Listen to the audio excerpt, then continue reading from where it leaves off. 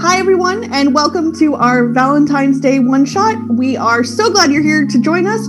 We are not in any way doing a specific type of romantic thing, so there is all kinds of love to be had, and we want to celebrate that today. Also, as I have said in every episode of Deep Magic so far, someone gave me bees and then told me I could talk about it, and that person was me. I said I could talk about it, so bees. Anyways, we're going to go around and let everybody introduce themselves and any projects they have, because we have a really great cast this time, and I'm really glad they decided to do this with me. So let's start going around for me with Rain. Who are you, and what are you doing? Hi, I'm Rain. You can find me on Twitter at ROHTIA1. And right now there's not a whole lot going on because I'm in the middle of working on writing a story, writing an adventure, and attempting a whole bunch of arts. You stand that hard work. Let's go. Anyways, MJ.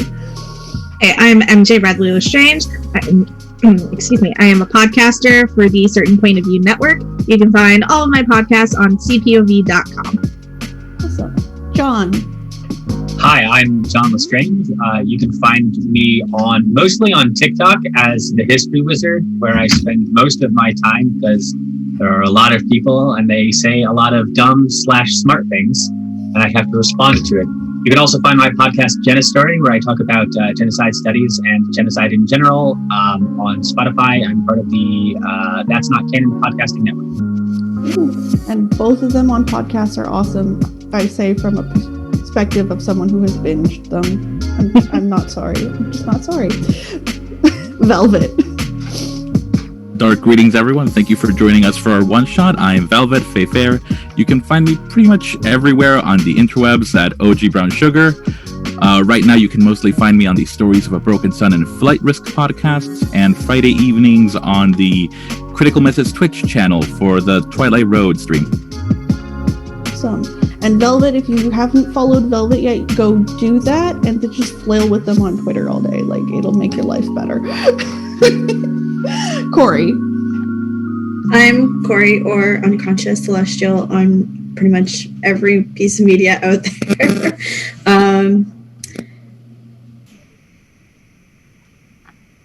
Yeah.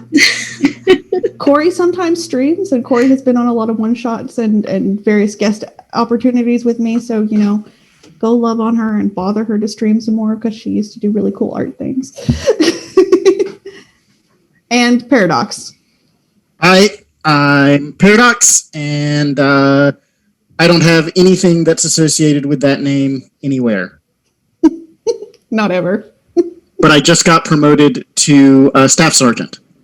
Congratulations. Congratulations. Congrats. Anyways, this episode, this one shot, is a story of lost love and lost magical items. I'm very excited to bring this to you. The 6 of you find yourself in the same town, the same city, the same time.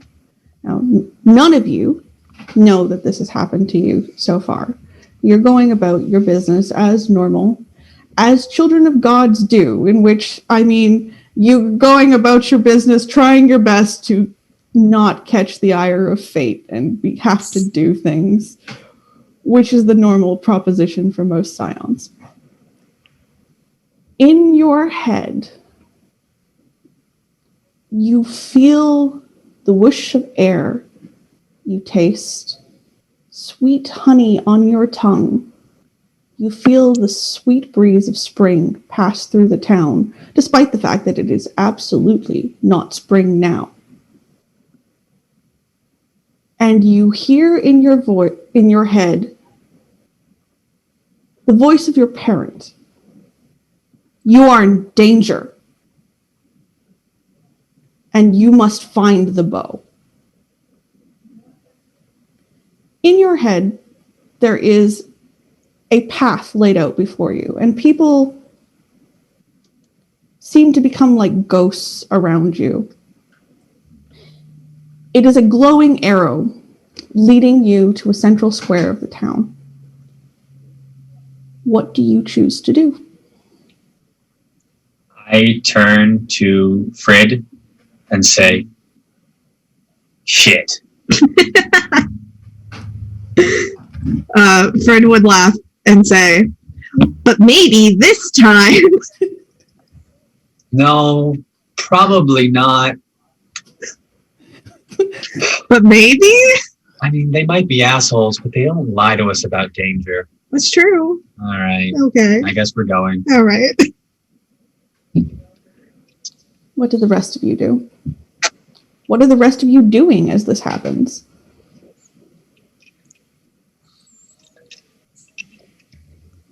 I am doing research and studying for a new patient that I'm going to have as a midwife. And I have a good relationship with my parent, so I follow the arrow. Okay. So Caleb is meeting with a client, and he has successfully managed to sell the client a policy that will absolutely accomplish nothing for the client, but will make Caleb a great deal of money in commissions. So, good job. It's a good day's work. And, because every time Caleb's parent appears to him, they have a different appearance. What he hears is, in fact, Whoopi Goldberg's character from Ghost saying, "You in danger, girl." That is a deep pull, and I love you for it. So much. Then he sees, the vision that was described, and once he sort of wraps up the things that he needs to do for this new client, he follows into the central square. Okay, River would be sleeping in her van after a long drive to get to this town. She had just been at a protest and was kind of making her way far away from there. So this morning wakes her up out of her sleep. So she takes a bit of time, just a bit, to get herself awake and ready for whatever is coming before she follows the path. Solid choices. And Renata, what is Renata doing? Can you remind me what time of day it is again? It's probably early afternoon. I'm probably just waking up. In fact, it's probably the vision that wakes me up. Okay. What were you doing that caused you to sleep this late? just on a bender. Nice. Were you on a bender with any specific people or just people you collected? I think the people I collected, I think it always turns into a very NOLA-style parade. I just start going, and whoever joins the conga line joins the conga line. Nice. I appreciate that a lot. So you all arrive in this square, and it seems rather normal, all things considered. In fact, it actually feels rather happy. People seem to be very full of endorphins right now. They're making dopey grins at each other and staring at different people in the square with this joyful sort of giddy expression, which again is great, but you've never seen that happen en masse all at the same time. Can we all see each other now? Yeah, you all congregate almost at the same time, almost as if you were drawn there by fate. And then there's suddenly 6 of you who run into the same spot and look around like, shit, who are you? Ben turns to Caleb and says, "Hey, Caleb." Hello, Ben. A question about Caleb's character. How does Caleb feel about like casual affection? Is not going to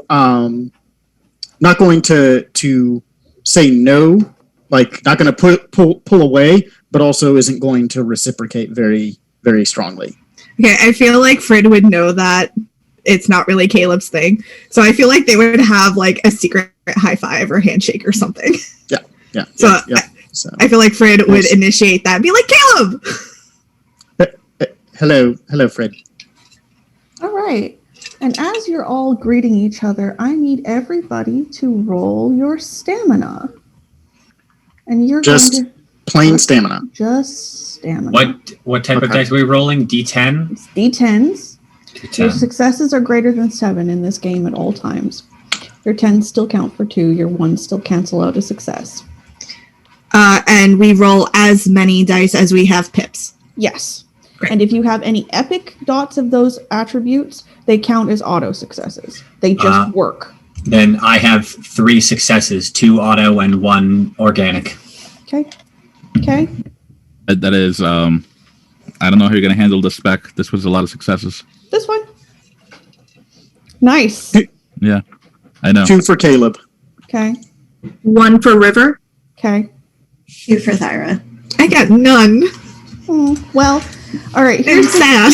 Here's the thing. There is a threshold for this particular success because there is an object that is creating this. So the object has its own success threshold. So you have to beat it. Unfortunately for you, none of you have beaten it except Velvet. I feel less bad. So,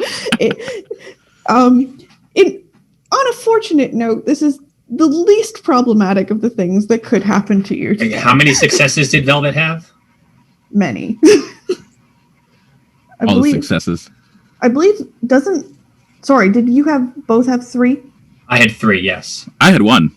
Oh, no, sorry. It wasn't Velvet. It was you. It was you who had the most successes. Okay. Who has the I was most... confused because I'm like, I had 2 automatic successes. How did I fail? My brain just... I'm sorry. I know it's understandable. Velvet and I are basically the same person. No, you're not. It's the same energy. But You're too used to La Coca. Like. I am. That is the actual problem. So Benjamin, you're the only person who resists this. Okay. For Frid, you are just like, this is dangerous, obviously, and there's a big problem, but Benjamin's just really pretty. You're so glad that It's y'all true. get married. Look how pretty he is. I love him so much. Of you, I would like you to choose either a person you would like to be attracted to in the crowd or a person in the group that you would like to be attracted to. You do not have an option to not be attracted to someone. In the crowd. Okay. What does the person you are attracted to in the crowd look like? Tall and like not exactly muscular, but definitely defined. Okay.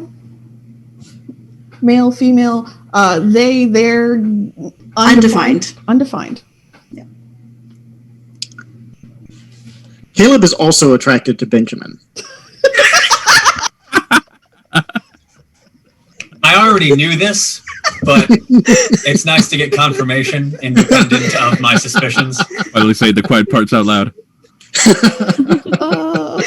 At this point, Benjamin just assumes that all children of Loki are attracted to him. Not in like a conceited way, just like, I've got two of the two I know, so it must be all of them. Well, look, this is not normal for Caleb. We're attracted to that which would upset our parent. Yep. This is the effect of the thing. Sure it is. River and Renata, who are you attracted to? I think I'll pick someone in the crowd. Okay. What is Sorry. Renata, what is the person you are attracted to in the crowd like? Let's give you my goth girlfriend. Okay. There's absolutely a goth girlfriend out there for you. In Perfect. fact, I will even give you 8-foot tall goth girlfriend if you want. Yes. You could just say the lady from Resident Evil 8. Everybody wants a tall, spiky girlfriend. So that's happening now. River.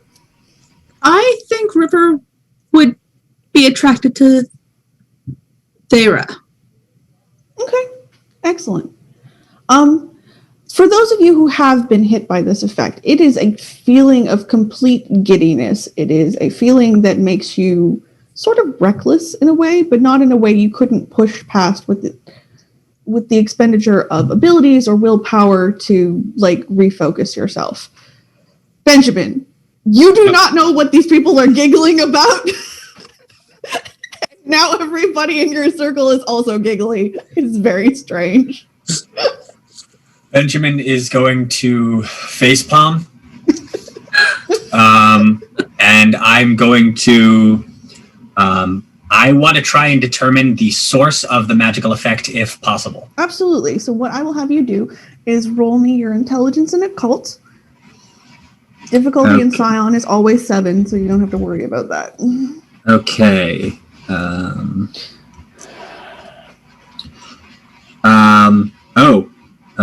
4 successes. Okay. I rolled a 2 9s and a 10.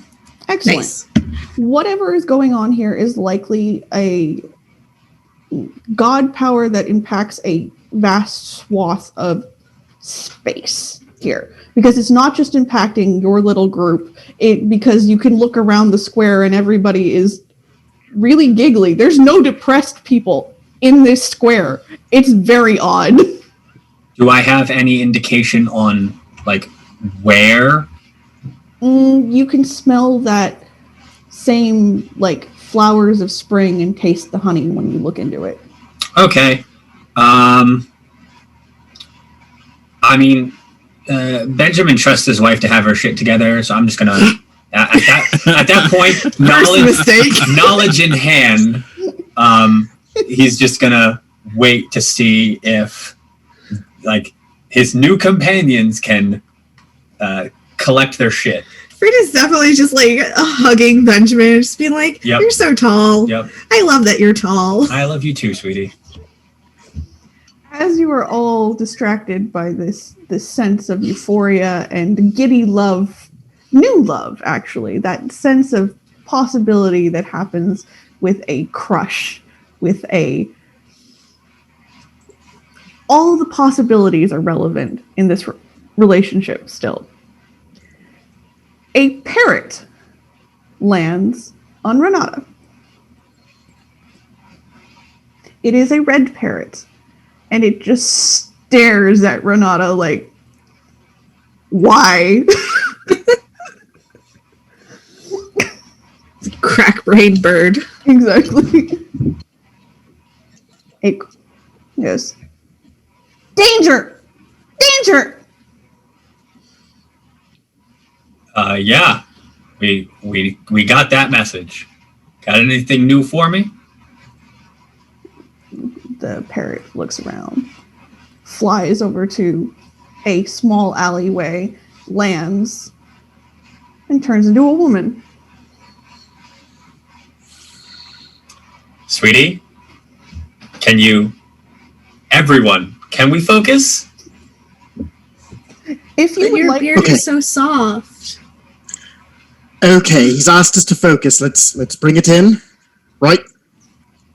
Carry on. you have two options if you would like to focus as requested here. You can either use your wits and integrity, or you can burn a willpower, just straight out. If you burn the willpower, you will ignore the effect entirely. I will roll. Okay. I have a Roll as question. well. Mm-hmm. I have a question about the epic attributes. Mhm. I don't know how to math that. Okay, so when you do your rolling, and when you have the epic attributes, add them on as successes at the end. Okay. Got it. And it was wits and Integrity? Yes. okay. So I just have wits. Hold on, just to further clarify on the epic attributes. If I have 3 points in stamina and 2 points in epic stamina, does that mean that I can get a total of 5 successes? I mean, technically, you can get more than that if you roll tens, but yes. Okay, On the because general I've been using I've been mathing it differently. Now I know. It's all good. You still good thing I succeeded asked. at It's it. true. I've still been succeeding on things.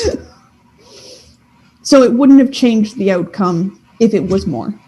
So I got 3 successes. Okay. I got 6. I'm going to attempt to roll. 10. Oh, no. I have 0 successes. Okay.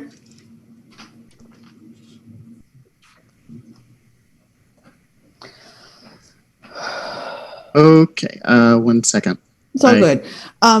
River, you just really love Thera, and it's hard to focus.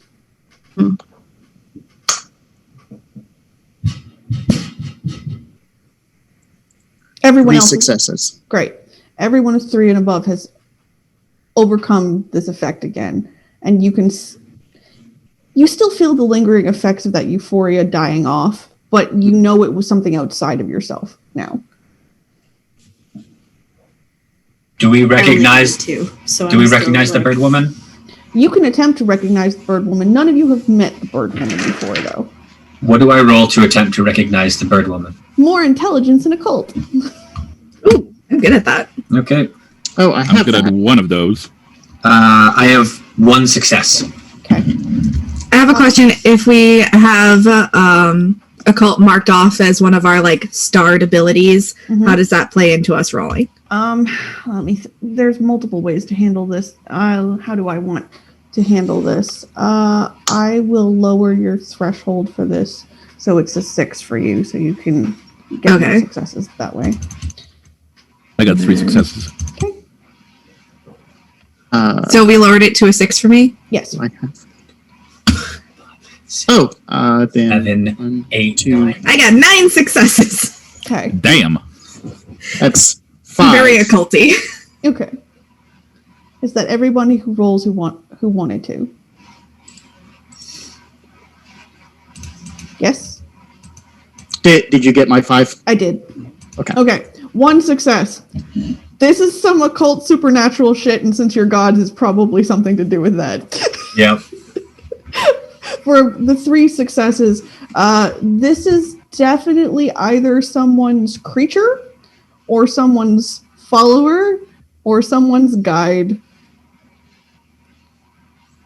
For the 9 successes, hey, you're really certain what this is. In fact, you're actually really certain the smell of spring, the, taste of honey, the fact that you're just falling more in love with your husband again. And there's a parrot over there. That's Kamadeva's parrot. That's who that is. Share that information. I assume with That's 5 nice. successes, I can identify that it's something associated with the Devas. Yes. Okay. Sorry, I did not. The woman waits in the alleyway, tilts her head, shrugs if y'all don't come. Oh no, yeah, no. Fred goes after her. He's like, I know who that is. I was just waiting for my wife to get her shit together. Yeah, I know who that is. Caleb is going to gently guide Thera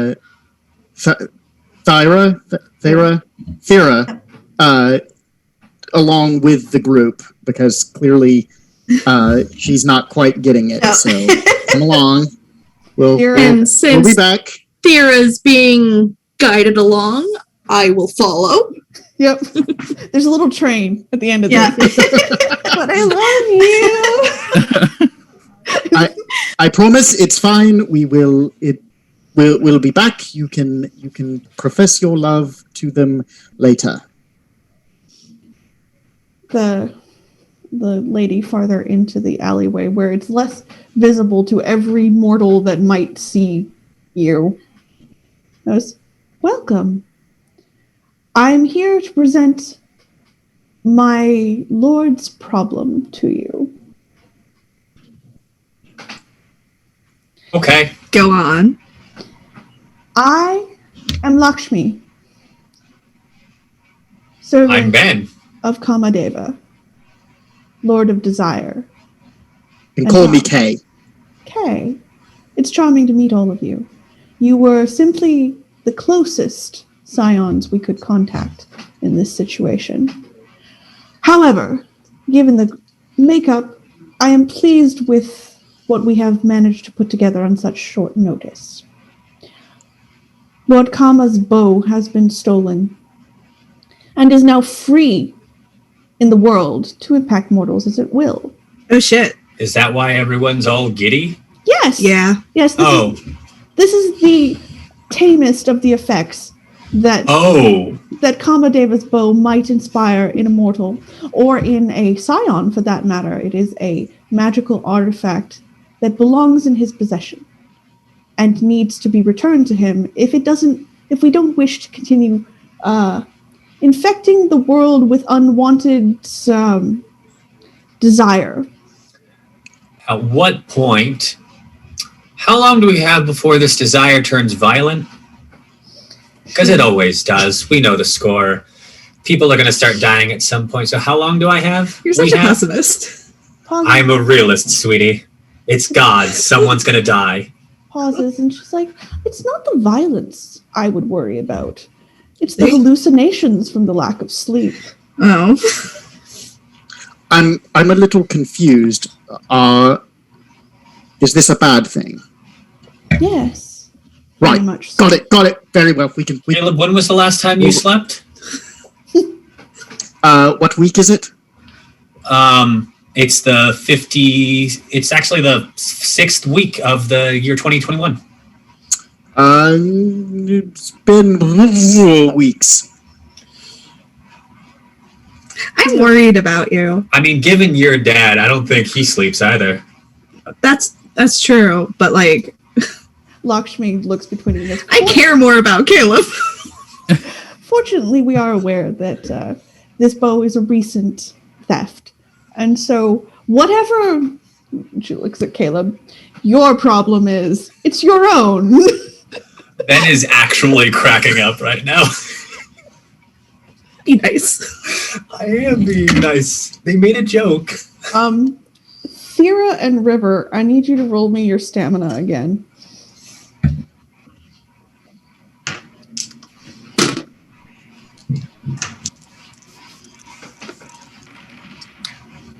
One success. Okay.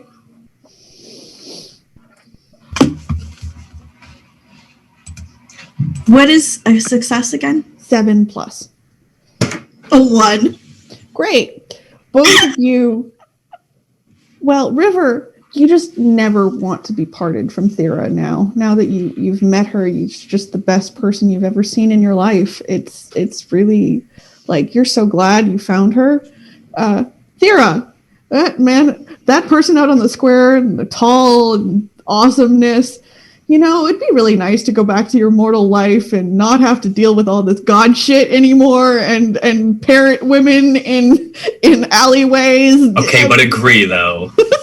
Like we're all there. Right? And you just go find that person. Maybe you can just give it all up. Maybe this will stop happening to you. Like, you're certain you've never had a soulmate, but holy shit, this may be your soulmate. Kind of like try and like sneak away from the group. Ben is just the single largest person any of you have ever seen, and he's just gonna go stand in front of Thera. So the Thera River tree. And I just kind of like go like this, trying to see if I can like see around you. Yep. She goes, oh dear, I see I am already slightly too late. I mean, you can tell for some people desires its own reward. So what's our incentive for trying to get this bow back? The Lord Kamadeva has promised a boon of love to anyone who retrieves his bow for him. And can be any love. He does not specify desire, though if that is what you want, he will certainly furnish it. I mean, I'm married. I'm good. He goes, you can restore lost loves of any kind. Love for a research topic. Love for the way spring smells. Love for your parents. Love for yourself. Any love, he will restore it. Maybe you can convince our parents to chill. I mean, it kind of had me at that last one. I mean, I'm in. I was just saying, like, I'm in. I'm good. I'm in. Because if you find it together, I'm certain he can be convinced to grant you each a boon rather than the one who's holding it. I know trickster gods. I was wondering about that. Yeah, hey, Caleb, we don't have to race for this, please. We're a team. The last one was perfectly fine. Was it? Of course it was, right up until the point where anyway. Yeah. Doesn't matter. Hey, I'm sorry, Spectre. The parrot's name is Lakshmi. Lakshmi, is there anything that you can do for our besotten friends, or do we just kind of have to figure that out on our own? Lakshmi, this might be difficult. Makes her hand motion. I cannot retrieve the bow for the same reason I cannot help your friends. What is happening to them is part of what my power would be. I cannot remove it. I can only bring it. Okay, I guess we'll just carry them until they get it together. So, what I'm hearing is that this is the perfect opportunity to exercise to induce some paralyzing confusion. Okay. Who are you trying to paralyze with confusion? Thera is the one who's trying to get away from us, so she's the one that I'm trying to shut down. Okay. Absolutely. What boon set is that out again? It's Chaos. It's the Chaos 3. So I would have thought that'd be Psychopomp. I have a roll. Hang on. Wits and empathy, and it costs you a willpower. Yep.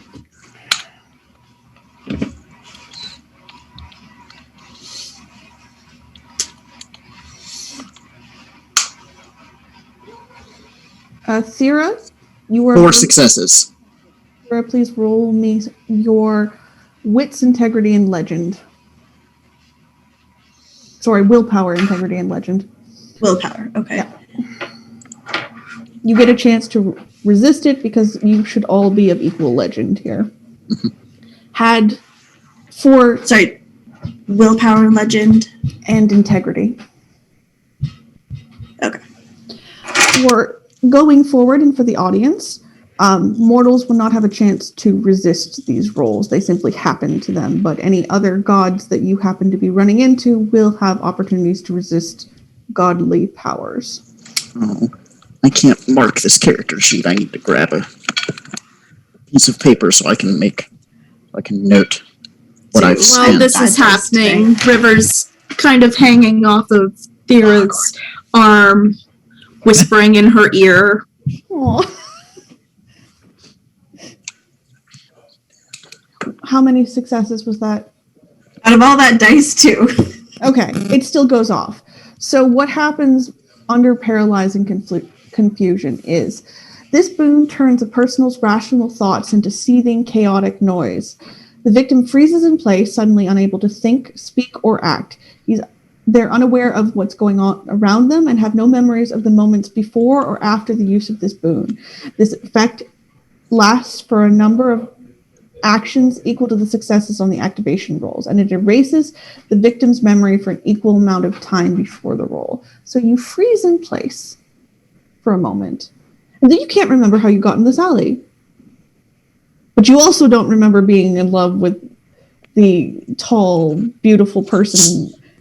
Yes. Exactly what I wanted. Exactly what I wanted.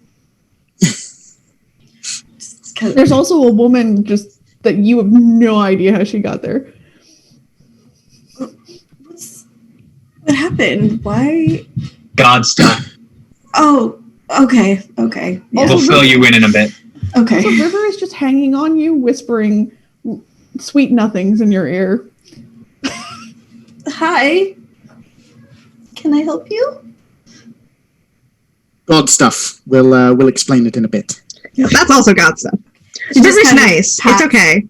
Pats River on the head. Hi, nice to meet you. River, it still feels really good. Like, it feels awesome. And Dara seems nice. She's interacting with me. It's awesome.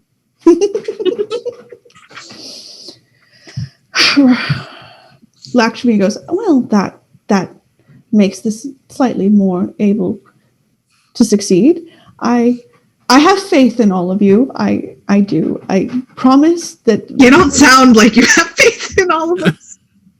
I'm sorry. Lakshmi goes, please understand, I am just mildly concerned how long this is going to take, and I am going to give you a list of the things that I am concerned about. Oh boy. So, my lord's powers have a very specific pattern, and I can already tell that you have begun the cycle here. All of you. I saw it. Well, and she looks at Benjamin. Not you. You're doing a real good job. Well, me? Yes. Yeah, I'm doing my best. Thanks. Yeah. So what? Like, we're finding a bow, but we're finding like a magic god bow. So I assume it's not just going to be like in some pawn shop off of like Nidcopper Close. So She goes, It's possible.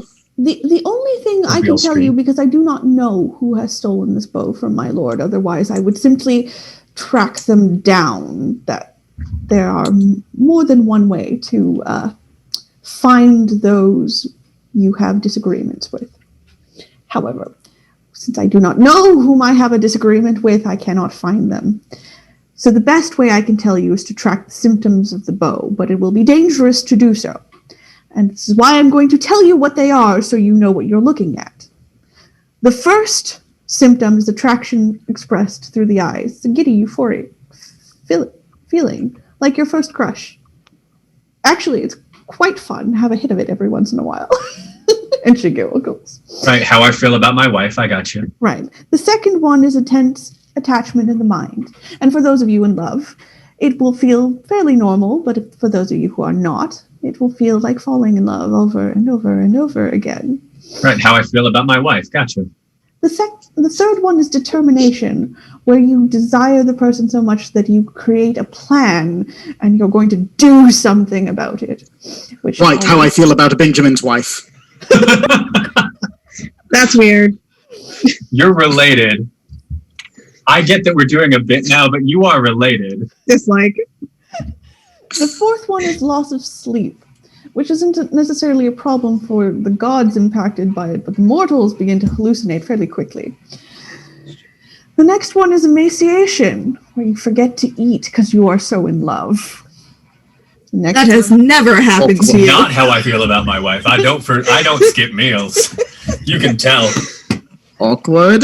The sixth one is uninterest in external things, so all other things lose meaning and color in the world. Seventh one is shamelessness, where one becomes reckless. in love. Keep your pants on, Benjamin. I feel about my wife, yeah. Wait, we You skipped see over a few, Renata but we're- looking at her like boa and like putting fingers and putting them back up as we go through the list. Listen, we skipped a few, but now we're back. The 8th is madness. The How 9th, Caleb feels in general. the 9th is becoming stunned, and the 10th is death. So you understand why I would like to not get to 10. Yeah. However, But getting to say 7 or 8, that's totally fine, right? he goes, well, it depends on the situation. I have definitely found use for madness in others at other times. Benjamin blushes. So, unfortunately, Is there something going on between you two that I don't know about? No. Right, carry on. Let's go. he goes, now, whatever personal problems you carry into this request, I cannot save you from, but I can and have set out the path. And the path starts here. Because everybody in this, and she looks at the square, stares at the square, in the square is expressing attraction through the eyes. Sarah had Right. pulled out a notebook and it was writing down all of those points. She asks, is there a time frame between each step?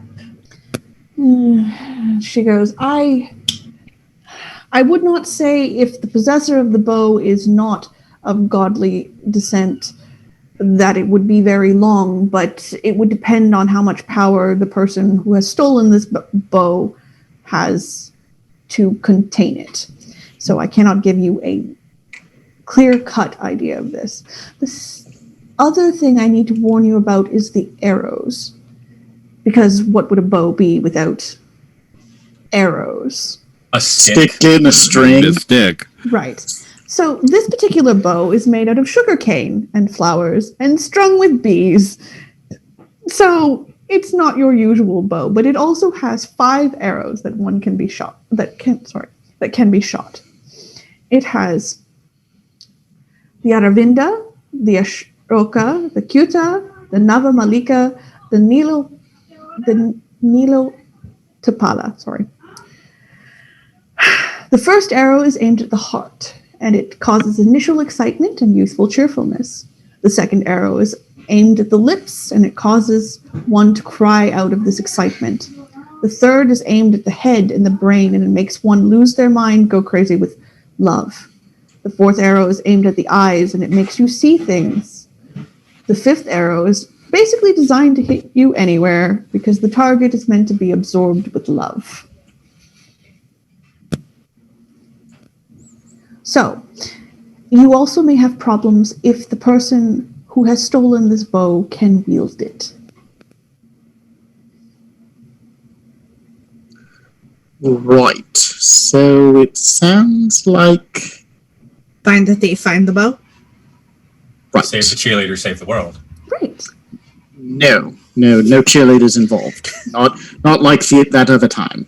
Listen, season 1 of Heroes was great. Season 2 I went a really- little off the rails, but 1 I was love good. you so much, but I really wish you would shut up about heroes. It's such a good show. Oh, this is about a TV The show, dude not who about... stopped Never time mind. and folded 1,000 cranes for the girl with the brain cancer. That was so sweet. I love you. Just remember that I love you.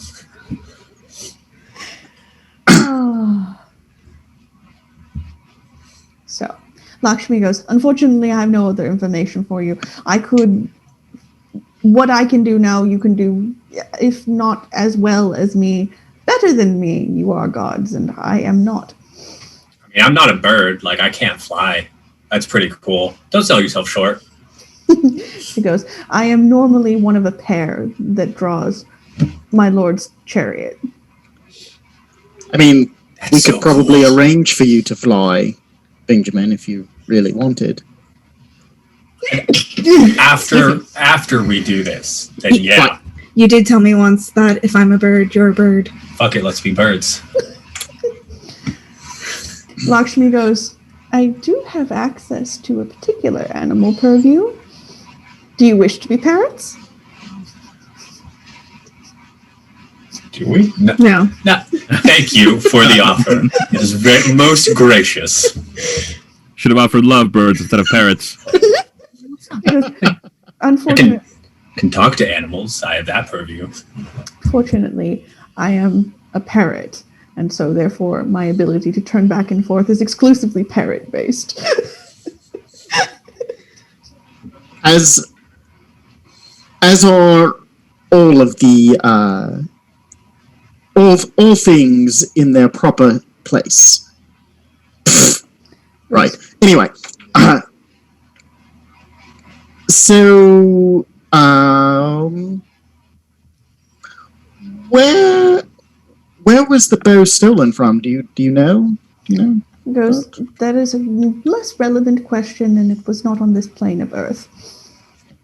Right. So that not going to give us any help in figuring out where it went by knowing where it came from.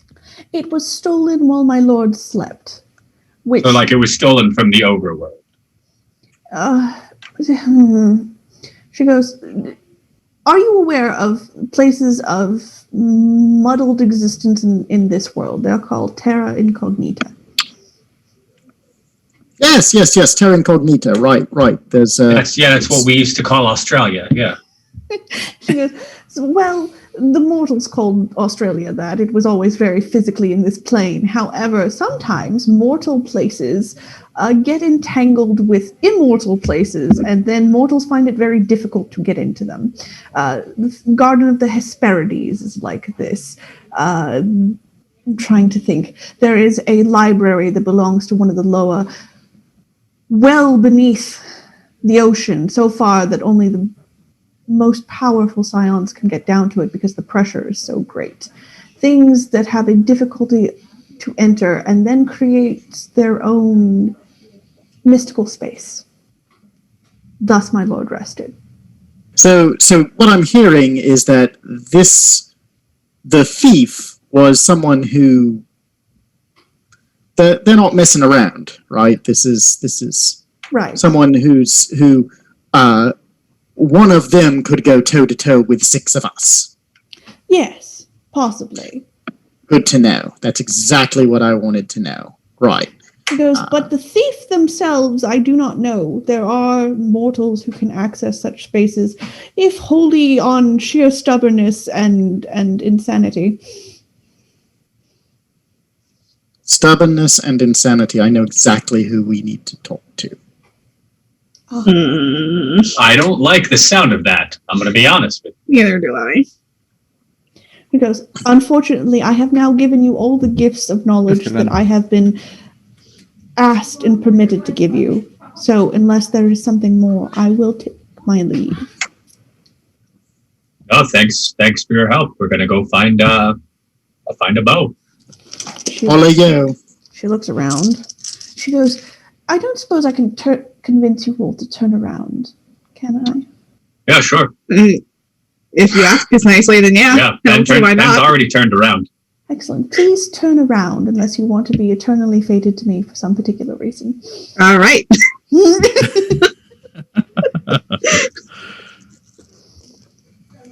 And you're good.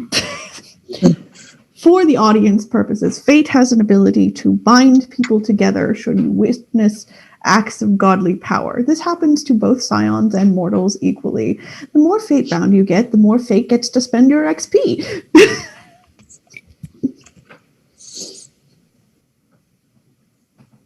When you turn around, there is a parrot again, and it is flying up into a bright and rather unusual warm sunlight right now.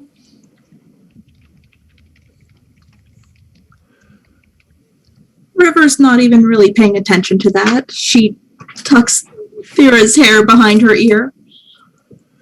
What do you say about going somewhere a little more private so we can actually talk?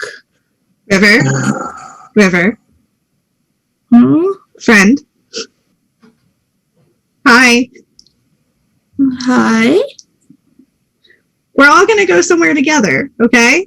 Thera's going to come with us, but we all have to stay together. Okay. Caleb, you said you knew someone That could Oh, help. that was a joke. I was referring stubborn and insane. I was referring to Boris Johnson. Rude, accurate, but rude. I have a thing that I could maybe do. I have the unlidded eye, and I don't know if it is super relevant, but maybe it is. I like that concept. This spell allows its caster to see magic and supernatural powers that are normally invisible to mortal sight. It also faintly reveals the threads of fate that entwine people, revealing strong or thick threads and allowing the caster to determine a Scion's or other supernatural being's legend score. That part I'm not interested in. Okay. I was thinking of using it as like, you see a pathway of the magic. That absolutely makes sense. Okay, so it costs a willpower, and in order to spend a willpower, do I unclick a pip or do I click a square? Click a square. Thank you. You don't lose your total willpower. You can gain that back, which is why it's a temporary hit. Great. That's what I need to double check. And I roll perception and occult. Yep. So I have 5 occult and 3 perception. And occult is one of my checked ones. Yep. So lower your difficulty score.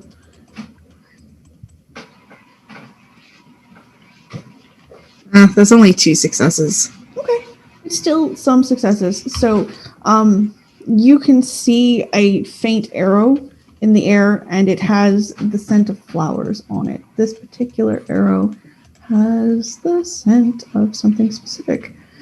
It has the scent of white lotus on it. It also, the white lotus scent is all throughout this particular square. It is also particularly heavy on River at the moment. So hypothetically, River will be drawn further into this particular effect if you leave her alone. You might not want to, but it's currently a good canary in the coal mine, essentially.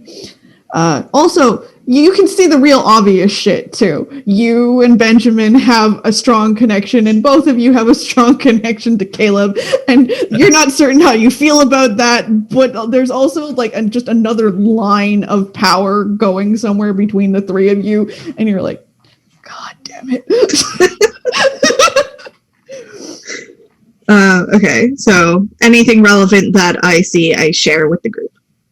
Okay. White Lotus makes a good tea. Okay, sweetie. I'm just saying. Does anyone else want to do anything to try and help River? I don't know how to help River. I might have something to try. Yeah, I have no abilities. That like my abilities are for Yeah, I don't physical have an stuff. ability, but I'm gonna just do some bullshit. I'll try to pry River slightly away from Thyra, just enough for a whisper. Okay. River, do you resist this being pried away? Not violently, but I resist. Okay. I don't want to be away from her. So what I'm going to say is you can remove River without making rolls to a certain distance, and if you try to get any farther than that, she starts resisting. Yeah, no, it's definitely not like far away or anything. Just be like, listen, I know it's tempting to be close now, but think about it. You do really well in what we're about to do. You might be able to impress her. Roll me a persuasion and empathy for that. Do you resist this, River? The idea of impressing her is tempting. Is there a way to assist? Not really, not at this point. Unless Am I you rolling wanted to make your charisma own or manipulation? manipulation, because unless you have some way you wish to be cool about convincing her to do this. But I'm already so cool. You are very cool. You are very, very cool. My point is, charisma is very, hey, I'm charming and awesome, and like you should just like what I have to say because I'm charming and awesome. And manipulation is like, hey, I know you don't want to do this, but like if you listen to me long enough, you will want to do this. I mean, can I use charisma if my snake like bobs her head alongside mine as I'm pitching this? No, but if your thing doesn't work, I have a thing I can I try. also have Cool. a thing. No, I was okay. How I will say this: if you want to make a speech about how we should absolutely do this, and it's a great idea to quest after the thing the parrot lady said, that is your charisma. If you are specifically targeting River, it is manipulation. Okay, fair.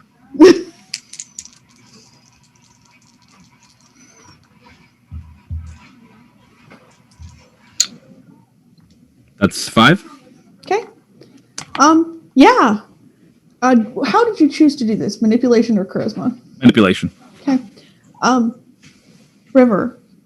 Hey, you don't know Renata really well, but Renata's clearly on your side in this romance here. Like, Renata's got her finger on the pulse. If you just help find this bow, Thera's gonna love you forever, and that's just like, it's a great thing. You're pretty certain. Unfortunately, this also ties into determination, which is the next step. So please roll me some more stamina. Oh no! Oh no. Oh Look no! what you did! Oh no! I have no regrets. 0 successes. Okay, you are regrets. determined to find this bow. Of course, admittedly, this does get you to stop hanging off of Thera currently, because this is a grand gesture of love now, and you are on this path. It will, of course, give you the ability to be less concentrated on just staring at Thera all the time and interact with people, but your goal is now to find this bow because love! And she Well- will be so impressed and love me forever if I manage to do this. At this point, Caleb is setting out to attempt to engineer a process whereby River can acquire the tools we need to find this bow. Okay. And so he's going to sort of put his arm around River's shoulders, and he's going to say, it seems to me that somewhere in this city is the bow that we're looking for, and it occurs to me that you are exactly the person we need to find it. But the problem that I'm running into is that I think that you know what tools you can use better than I do. So I would encourage you to draw on your tools, and then River does something, and what it is can be up to River. But the effect of it is that the people in the square start looking for the bow, and this is the advantageous circumstances knack. Okay. So River and the people in the crowd are now my Rube Goldberg machine Got it. to find the bow. Okay. River, what do you do to affect this?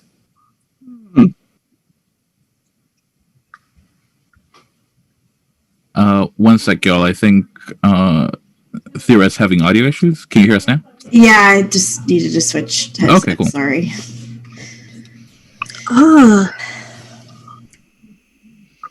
River is going to make her way back. You said that the people in the square are Helping you now. helping to look now?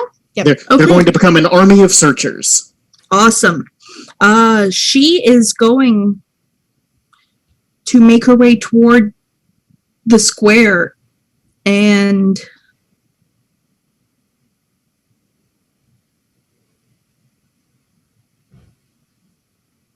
is going to make a bit of a speech to spur them on to look even harder. Great. And I have a rete in charisma as well as an inspirational figure. Yes, you do. This is Oh, gonna be great. so you're gonna start you're gonna start throwing boons around. I think Caleb's gonna go somewhere else. But that's out of character. No, he doesn't do that. So when you use your inspirational figure, I love the note.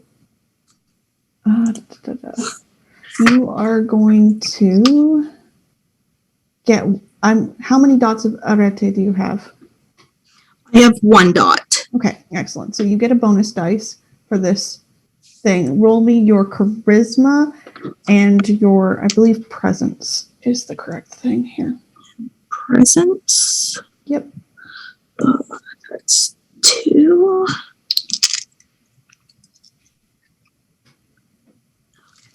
Oh, yeah. Because if it's scent based, then maybe we can. Yeah, it's true. We'll see how this plays out then. Okay. 1. And I have an epic attribute in charisma, so that is 2 successes. Okay, it's not the best speech you've ever made in your entire life, but it is a decent speech, and they are mortals.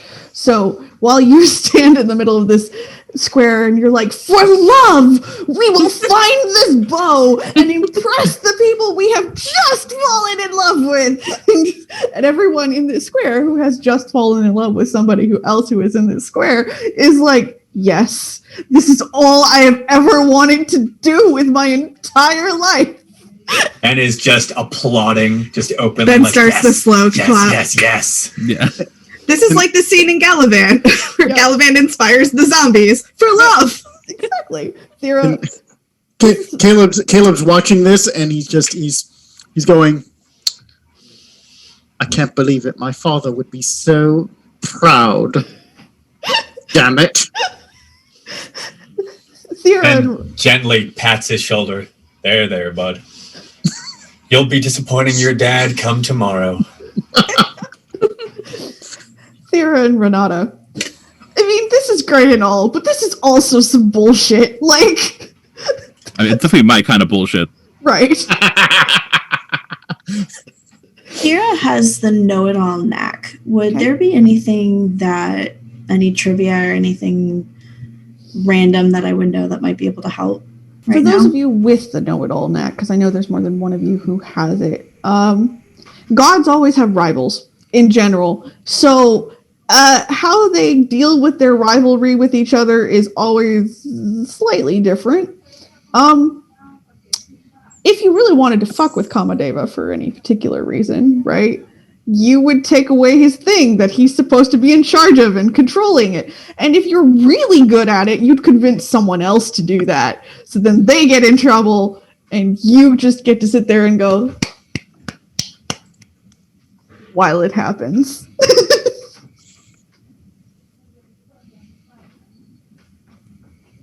So, whoever's at the end of this path is probably some sort of person who was willingly duped into this con. Can we pull in my pal Fenny? Yep. My Yeah. wolf pal. Yep. Your wolf, if he was with you during the arrow sequence of life, probably followed you because y'all just left. Right, yeah. Fenny is well trained. Also, I keep beef jerky in my pocket. Exactly. He was told to heal, so he followed us. Right. He's like, he's also a gift from your parent. And while Yep. your parent has many, many motivations and many, many ideas about life, in general, he likes things that, you know, around so he can be around.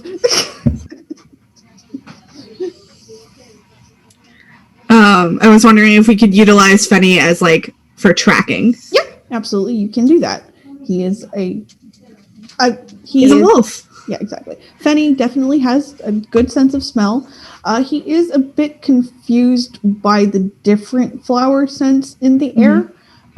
So if you're just like, hey, follow the spring scent, Fenny just looks at you like, What I would actually do is point him towards river, okay, to get acquainted with that scent and tell him to search for this scent, but not on her. Okay. He circles around River. River, there is a big animal going around you. He's a good boy. Admittedly, very good boy, but just, sudden animal. And then, after a moment, let me roll something for...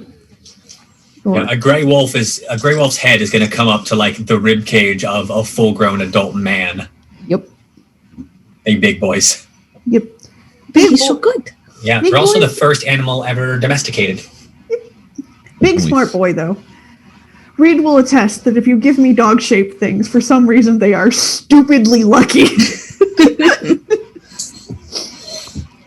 But they are also very good boys, Goodest. even when they're girls. Yes. At least this one's not obsessed The with goodest. As the wolf comes up to me, I kind of just freeze. I'm probably noticed in my peripheral that it had been around, but it is suddenly very close. Fenny's fur kind of goes up when he's around River. He's not aggressive. He's just kind of concerned dog. They're concerned. This is not, there's a bad feeling here. Concerned, Puppo, right? And after a minute, he sniffs the air and then bounds off to one corner of the square, looks back at you like, yes, I did good. I did good.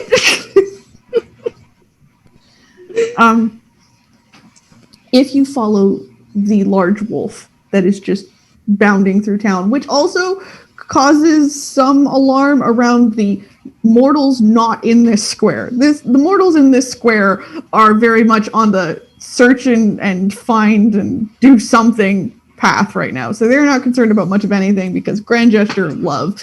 But once you get out of the square, not as much big wolf mortal people. Lots of what? Huh? Why big trash panda in the street? Okay. Special breed. It's okay. Don't worry. But consider why not big trash panda. Okay. Is he on a leash? Absolutely not. He probably does have a collar, though. No. Fenny absolutely has a collar. But like, no. I probably have a leash for if I have to put up appearances. Yeah, but anytime you try and put it on, Fenny looks at you like, Also, Excuse me. Fenny you have tried to put Fenny on a leash before just for like appearances and stuff, and Fenny just sits there and chews through the leash every single time you do that. Yep. I also have the ability to speak to animals, so like, we're fine. Yeah, Fenny's just like, I don't know what made you think I was gonna be like normal or calm, and nah. He's a good boy. He's just not about that looking normal life. I mean, I am following the big fuck off wolf. Okay. As you pass through the street, that buzzing, like, excitement passes off, and the street is no longer full of people who are just like, I just want to stare at you forever because I love you. Now, admittedly, the ones that are following you do act like that, but there's a sudden, like, hum of activity, and people around you start rushing around like they're trying to get somewhere, like they have a thing in mind that they need to freaking do, right? And you come to a little antique shop. It says closed. It's the kind of place that clearly has a storefront, but also clearly doesn't want to sell you anything because they're collecting shit in there, and why are you here? Once we get to the store, I give Fenny the words for like stop, down, like rest. I slip him some beef jerky from my pocket. He licks you.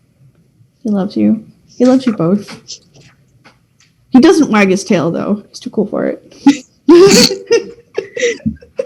He's not so proud that he's doing a good job. He is proud he's doing a good job, but he knows he does a good job. That's what he's for. Yes. Fenny doesn't need praise. Fenny's like, I default at good job. I don't know what you want from me. I did the thing. Yes. I knock on the door. Okay. The name of the shop is Paradise Lost. I understood that reference. I should hope so. There is a long wait, and then a small face appears in like this one little circular cleaned area of the glass, and it is a wild white-haired man who's got like glasses right here on the end of his nose, and like, what do you want? To come in. Goes, why? The sign says open. Like, the door's locked. Sign says open. You're open. Yeah. Goes, shit, forgot to change that. Right. Let me handle this. Hello. How are you doing? How are things going? Listen, we're a special inspection from Health and Safety, and we're going to need to come in and look about the shop. And I'm going to spend a point of legend, and that's God's honest. Okay. Those fuckers.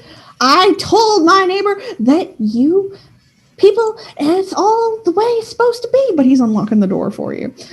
He looks at Renata and goes, no snakes! Oh, the snake is serving a purpose. The Snake is part of our team.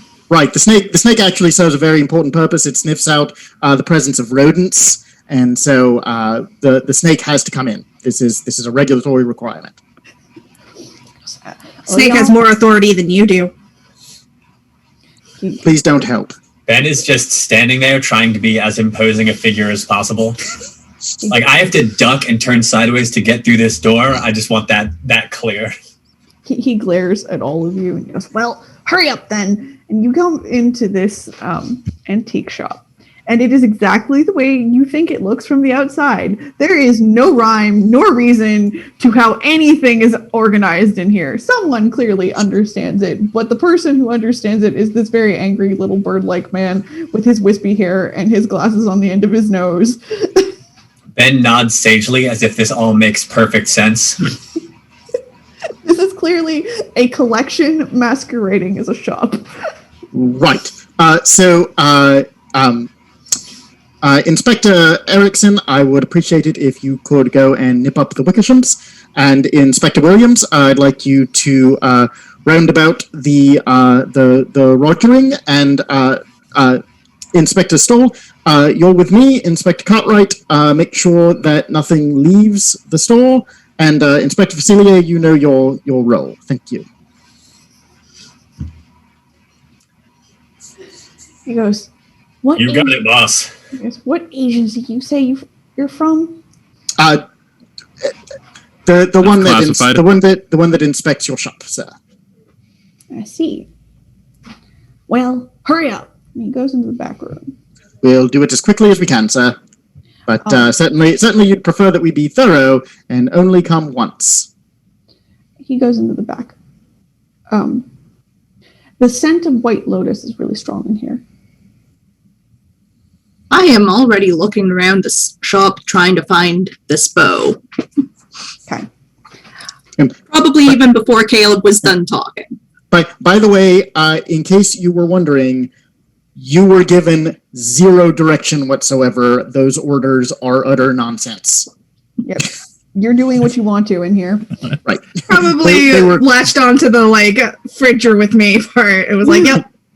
It was all intended just to get him out the door so that we could do what we needed to do. It was all sounded like official things that might be jargon, but we know.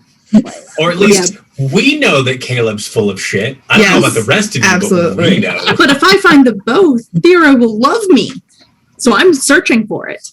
Right. For everybody who would like to search the shop for anything relevant, please roll me perception and investigation, please. Perception and investigation. Would it be possible for me to roll occult? No. You're looking for a physical thing. It's a magic thing. Yeah. No. It might have an aura. It might. but the only person who could see that currently is, Fred. Oh, is that me? Yeah. Can I roll occult then? Yes, but we're going to do the perception thing first. I'm going to figure out what y'all see in this shop. I got Okay. 3. Okay. I got Bubkus. Okay. 5. You were so busy with your spiel that you noticed nothing. Right. Everybody with 2 or above you will notice a theme to the chaos in here. It's clearly a collector of various love iconography of different kinds. Some of it is more relevant than others. Some of it is clearly trash, like just absolute trash, worth $0 to anybody. For those of There's an entire crate of Disney branded Hallmark Valentines. right, exactly. I would like to specifically go and peek into the back room. Hold that thought Yes. because I have an action that I need to take here. Okay. For Caleb, I'm listening. you hear the word in your head, duck. I start looking for a bird. Right, okay.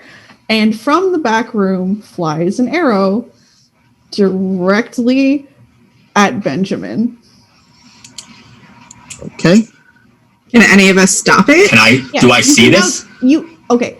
If you wish to perceive the arrow coming towards you, well, I know everybody who has at least 4 on their perception from their looking around the shop will see the arrow coming. Okay. I only had 3, but I was heading towards the back room. So I will grant that you will see the arrow coming. You can try and dodge out of the arrow. You can try and do something to stop the arrow. Hell, I think you can actually ward against the arrow coming, but it is going to have to be like a very instantaneous action. What? Okay, so I have 2 things that I might want to try, and which one I decide depends on what you're going to make me roll. What would I have to roll to catch it? Okay. So what you have to Love it. roll to catch the arrow is a dexterity and athletics check. Okay. And I assume it would be the same thing just to dodge it.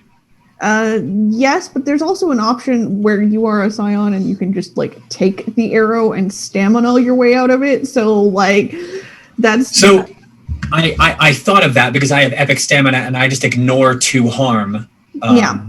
Your issue But I'm worried about it being the magic arrow. Yeah. So I don't want it to hit me. Okay. So then Dex and Athletics is probably your best roll out of here. Okay, that's fine. That's 5 dice. I put a lot into athletics. Good. That is 3 successes. Okay. You are able to miss the arrow. You are not able to catch it. That's fine. And it disappears into a cloud of dust that answers my question. Right. And Okay. from the back room, you hear mad cackling. Ha! Y'all thought I didn't know what you were. I am charging directly at this cackling, like Okay. full-on bull rush shoulder charge. Spectre, quick question. Is there a computer in the shop? Yes, but it's probably on dial-up.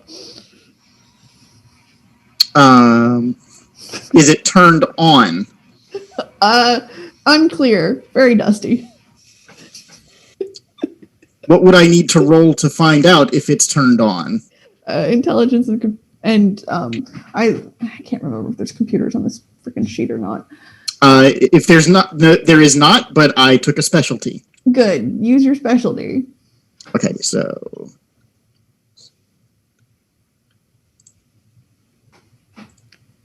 Renata, while this is happening, your snake has just decided to eat stuff.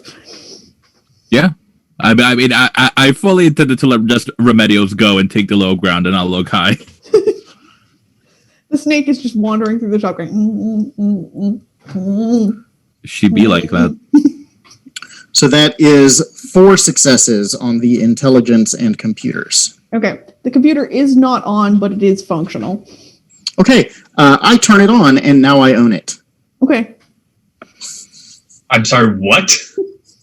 I have wireless interface. Yep. Oh, okay. Yeah, I know what the snack is. Okay. I don't know if other people want to do stuff, but I am charging at this old man. I was going to say, if I notice a commotion, I'll try to help by throwing a few projectiles ahead of Benjamin to soften up whatever might be on the other end. Okay. Absolutely. What kind of projectiles are you throwing in? I have some razor-sharp playing cards made of tin. Okay. What Did are you just go full on 3 ninjas high noon at Mega Mountain on me? Not you, whatever is in the back room. I'm throwing them ahead of you. Please roll me a dexterity and thrown, please. Yeah. Just wanted to make a 3 ninjas reference. I mean, I don't know what that is, but I'm glad I know about it now. That Benjamin is running into the door, so Benjamin, you're going to have to avoid whatever's being thrown behind you. I'm not worried about it. I have a shield on my back, and I'm just going to leave that there. I also have epic stamina and self-healing and body armor, so I'm not worried at all.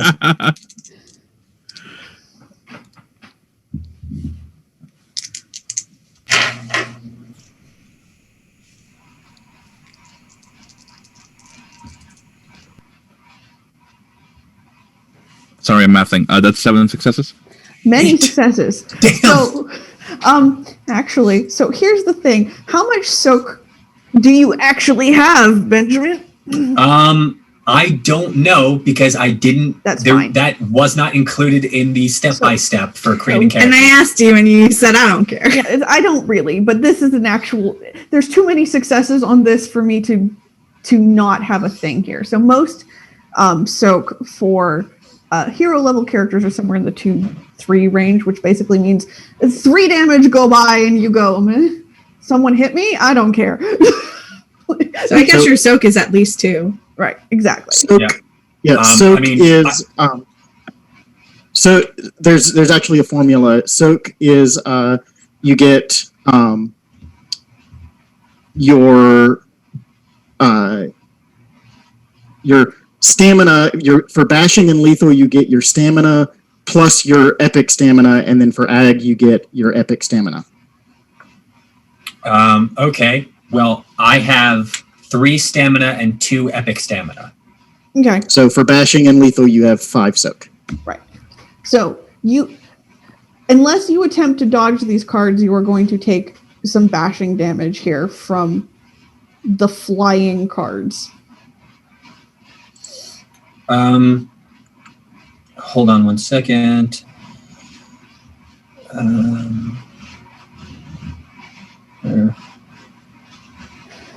Where is that? I have a knack. Do you have the one where you can't be surprised? No, I have body armor. The Scion's body is so tough that even unarmed, he can parry close combat attacks and inflict lethal damage. Great. That's not. I'm not sure how relevant that is because You're going to be fine. Yeah. Even if you take bashing damage, it's kind of meaningless to a Scion. It's just impressive that Renata can manage to hit you at all. Yeah, I mean, I'm just I'm so used to like things not being able to hurt me that like I just whatever, it happens. There's a yell from inside the room, but it doesn't sound like a mortal who has just been like mortally wounded forever, which is what would have happened if there was a mortal in there. Sure. Do I take damage? Yeah, 2 bashing. It's literally nothing for you. Okay. Yeah, I mean, I keep charging like into them. Like I don't even like pay attention to the fact that I got hit by something. I just keep charging into the room. Okay. You see a man standing there with a bow and arrow. It is not made out of sugarcane and bees, though. It is just a bow. Well, Okay. Actually, you don't even see the arrow because the arrow has gone into the other room at this point. Okay, so as I charge in, this is what I want to do. I want to, with one arm, sweep the bow to the side, and with the other arm, grab him by the throat and slam him into the wall. Okay. You can do the bow thing as your first action as he comes in there. And Okay. then he will get his own action here. Okay, what do I roll? So you are going to roll a dexterity and athletics, or if you just kind of want to punch it, you can do a strength and athletics too. Could I use brawl? Yeah, you could. Okay, so that I'm going to do strength and brawl because that gives me 9 dice to roll. Okay. 2, 3, 4, 5, 6, 7, 8, 9. Roll. 1, 2, 3, 4, 5, 6. 6 successes because I rolled. I'm sorry, no. 8 successes because I rolled 4 10s. The bow goes flying, and he squeaks, and then something changes. How many dots of epic appearance do you have? Epic appearance. I have nothing in epic appearance. I have 3 in appearance. Great. He has epic appearance, though. Okay. As you look at him for a period of time, Reed knows what's coming here. He becomes this horrifying eldritch creature. Like, you have never seen hair grow into anything that grotesque in your life. Ever in your life. And all you want to do is run away and hide until the next sunset. He has dreadful mien. Okay. Is there anything I can do to resist that, or am I just scared? Had you had epic appearance, you could have just batted it away like, don't care. But because you do not, no. Okay. Well, I guess I'm scared. You walked into the room and then wanted to walk right back out again.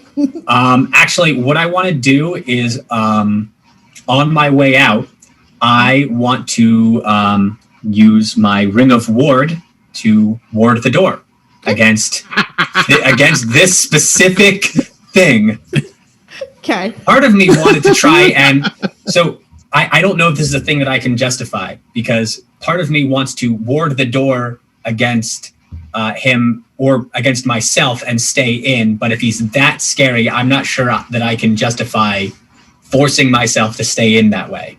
You can ward it against him, and then he will have he cannot pass that barrier as long as that's this thing you have specified that you are warding against. Then that is what I will do. I will flee the room as the mechanics dictate I must and ward the door against him. So, and the reason this is still going to be okay here is because all of you just watched Benjamin run in, take a bunch of damage from what Renata was throwing in there, and you were like, wow, that's really badass. And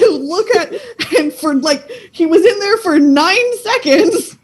And then he was like, nope, and out the door again, which is really weird, actually. Cthulhu's in there. Cthulhu is in there. Cthulhu is in there. I don't think Cthulhu's real, honey. Your dad is Loki. You're telling me Cthulhu's not real?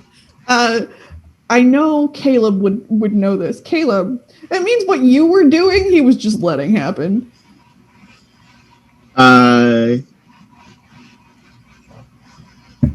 Yeah. Oh, with the shenanigans. Yeah. Yes. I thought you meant with the computer, and I was like, pretty sure he doesn't know it. With the shenanigans, he was like, Yep. But good news, I trapped Cthulhu in there.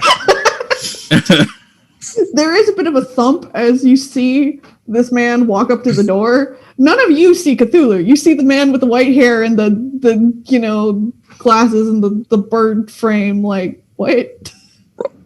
Right. That doesn't look like Cthulhu.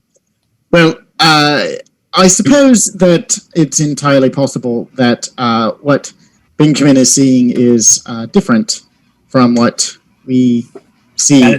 But I don't suppose it matters much at this point. Do I still see the Eldritch Horror? It's a 24-hour thing. Oh, shoot. All right, yeah. Do I know? Do I know who brought the arrow into this pawn shop? Yes, you do. It has a name on it. Does it have an address? No, actually. It has multiple entries in this account. though. It is a Greek name. Oh, what other entries are in the account? A lot of iconography to Aphrodite gets bought from this man, but this name is not female. Okay. Yeah. So I'm gonna go around the store looking for the items that were sold by this particular gentleman, this Greek gentleman, and collecting them. Most of them are bits and baubles that are like trash-like things. When you see him selling something off, it's because it tends to be a fake, and when you see him buying something, you're guessing it's because it's real. So it's very easy to find. There are like clamshell nonsense and wave iconography, and beautiful statues of beautiful women who, if you stare at them for a long enough time, you're like, yeah, but Aphrodite would just not be about this. So I'm going to take these up to the sales counter and set them down. And then I'm going to go over to the door to the back room where the gentleman is waiting. And I'm going to sort of lean against the door frame and go, so... sure looks to me like you're going to have some problems conducting your business at the moment. Am I wrong about that? You can't keep me in here the whole time. I know. I mean, we can keep you in here for as long as we want.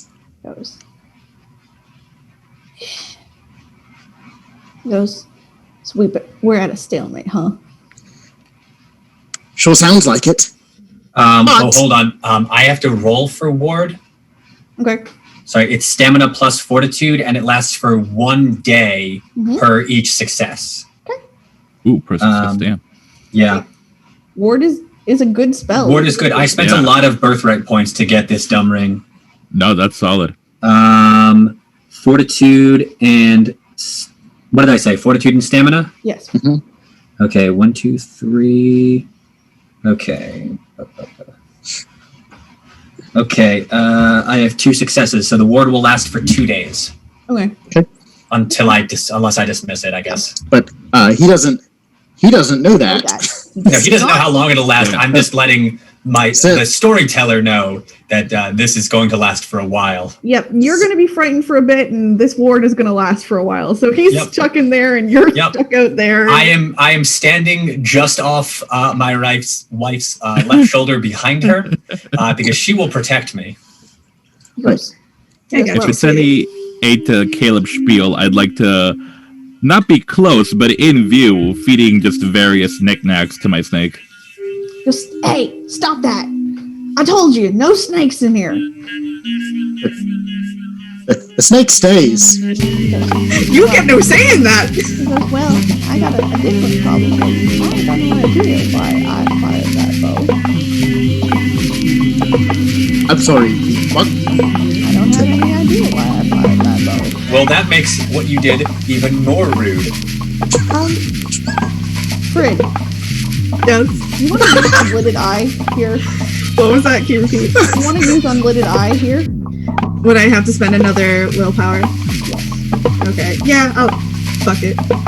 Why not? It's just, I think you want to spend unlidded eye. Yeah, here. I'm on it. I was actually going to ask, the first arrow that he unleashed. Oh, I got a lot onto to. us. Oh, this cancels out. 1 success. 5, 6, 7. Many. So there's a couple things going on here. This is another Scion. This is not a Titan spawn, so here's he basically just went along with your bullshit to see if he can get you to go away. However, when he was in the back room, there's another power signature in here. You're real familiar with it. There are 2 other of that particular power signature in this room. You're one of them. No, beans. Love it. Oh, ghost apples. So he is actually genuinely confused as to why he fired that arrow, because he did not want you to know that he had that arrow. No. I get why he doesn't like snakes. So, good news! It's not Cthulhu. You're just having some god-associated hallucinations. That's fine. You'll be You okay. can stay in there, though. Good news, not Cthulhu. Yeah, that's fine. You can still stay in there. It'll only last for 48 hours. You're fine. Less good news. Our parent is here. Or was here. Does your dad still want to kill me? Maybe? Probably. Sarah, you said you had something you wanted to ask. Yeah, no, I just arrow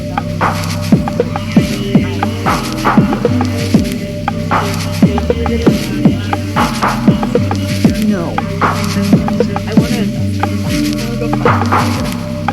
I thought it disintegrated. No, it's just in a pile of stuff that just exploded. Oh. I thought you said Oh. that it poofed away in a cloud of smoke. Yeah, that's what I That thought was- you that was said. what I got too. I was trying to. It's my fault. I was trying to indicate that it went into a pile of the crap here, and the dust exploded everywhere, and is in the pile of crap. Okay. I have to go use the facilities. I'll be back. Actually, if you want to, we can take a break here, and then we can Okay. That works for me. tea, whatever, and we'll keep going. From the depths of Lake Huron, a lady appeared and left behind a glowing portal. To what end, we know not.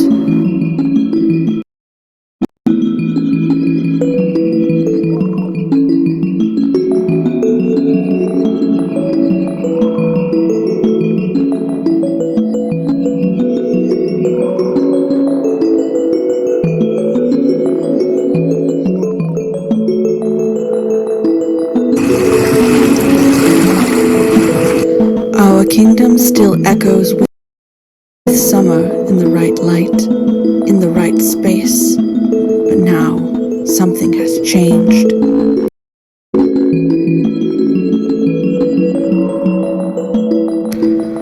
I am Ondine, and on behalf of Queen Laurel, I welcome you to the kingdom of Northern Ice. May your imagination guide you to the answers you seek.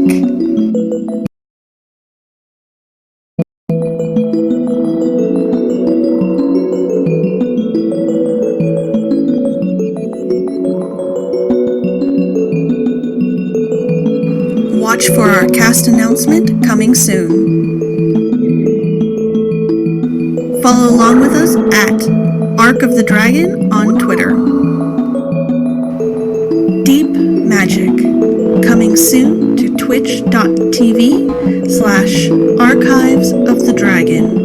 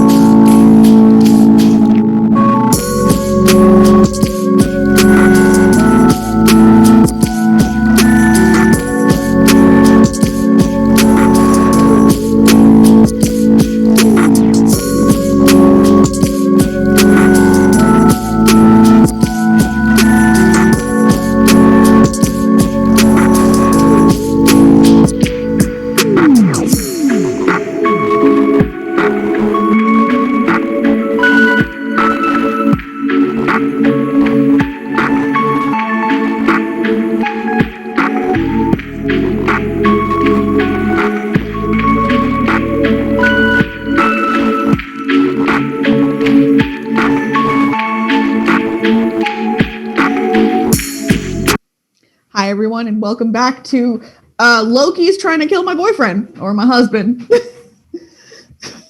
What else is new? It'd be like that. Honestly, Loki's probably trying to kill me IRL too, so Fair. It'd be like that.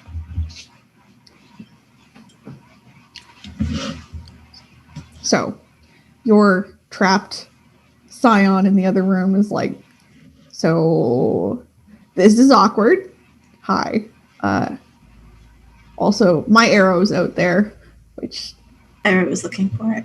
okay. yeah, you don't get that. You don't get that back. Like, yeah, I kind of figured that was going to be what happened next here. You try to kill my husband. You do not get the weapon back. Or rather, you don't get the ammo back. I didn't mean to try and kill your husband. I'm sorry, I didn't even know he was your husband. That doesn't change the fact that you attempted it. I'm not mad. I'm just disappointed. Oh, and we all know that's worse. You say that as you cower in a corner, like away from this man. I'm standing behind my wife because she will protect me. Yes, and he's just like, To be fair, I'm standing behind my wife who's like half my height. So it's true. And a third of your width. Yes, he's like, sure, Captain America. That's how it's like Black Widow. It's like Captain America standing behind Black Widow as if she'll protect him. Yep. I mean, to be fair, I would rather Black Widow protect me than Captain America. Did Caleb just insult Frid, or like did you actually like insult me? I don't know what just happened. What? No, I wasn't trying to insult anybody. No, not you. I was. Wait. Don't worry. Some wording got me confused and like a little salty and offended. It's fine. Sorry. Not you. That. Well, I'm sorry too. What did I say? It's okay. I think I misunderstood something that was being said, so that's why I got a little like, excuse you? Never mind. Let's move on. Moving on. Okay. Man in storage closet continues to stare at you awkwardly. It's like, so not everything that passes through here is super real. I got my hands on the real thing, and I kind of want to keep it. Sierra, it's pretty easy to find once you start looking for it. You are covered in dust now. Like there's, you have something stuck in your hair. You don't even know what it is at this point. Like there's a book that's just fallen open on your leg, and you're just like, why do you have this shit? But you find the arrow. It is an arrow, and it has tipped, like, correctly fletched, but there's a white lotus on the end of it.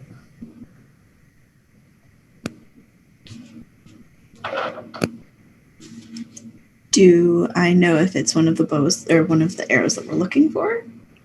Roll me an occult and intelligence, but it's a very low, like, difficulty.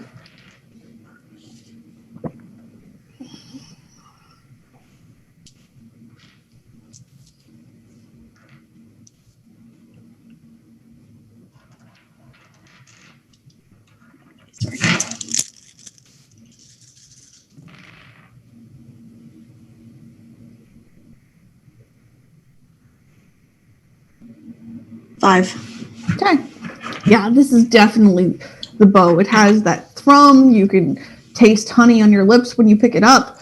You have that, like, giddy sense of excitement again that you felt earlier when you touch it, but, like, it's not infecting you. It's just kind of like, hey, this is a positive feeling thing. The giddy sense of excitement that she forgot she had. Yeah. Yeah, that giddy sense of excitement. So which arrow is this one then? So this arrow is... They not go in order? Yes, they do go. This one is Aravinda. So this is the desire one? This one is the one that is initial excitement and youthful cheerfulness. And it has to be aimed at the heart.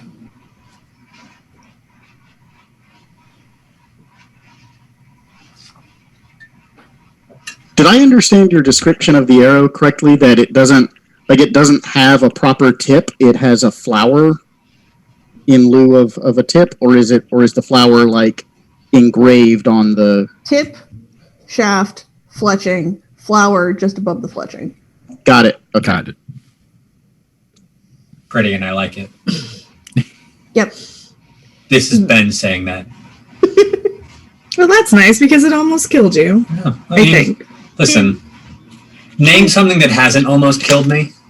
That's true. Actually, no, name something that's come close. Actually, let's... River. Thera's got the arrow. You know, if you really wanted to make Thera feel like you did, you could probably prick her with the arrow, and she would also be excited to be with you.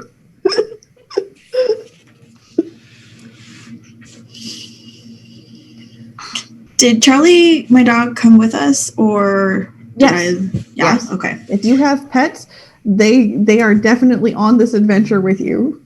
Okay. So Charlie has a kind of like satchel bag.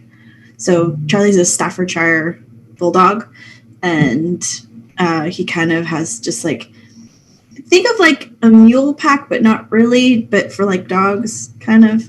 And I think that because Charlie is a nanny dog, I just want to keep the arrow in the bag on the dog. Okay. Actually, River. Yes. While Sarah does have this arrow, it is antithetical to you putting this bow back together again to even let Thera have it, because then you can't give her the grand gesture of having the bow to, like, give... It's not a good time that the arrow is in the dog's pack.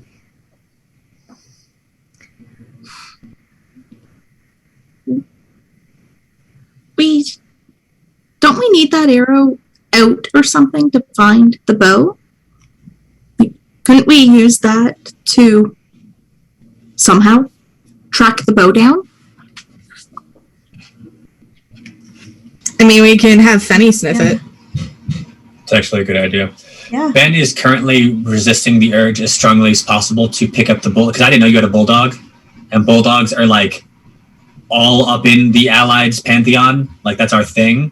I'm very strongly resisting the urge to pick it up and carry him like a baby. He would not mind at all, even if you did.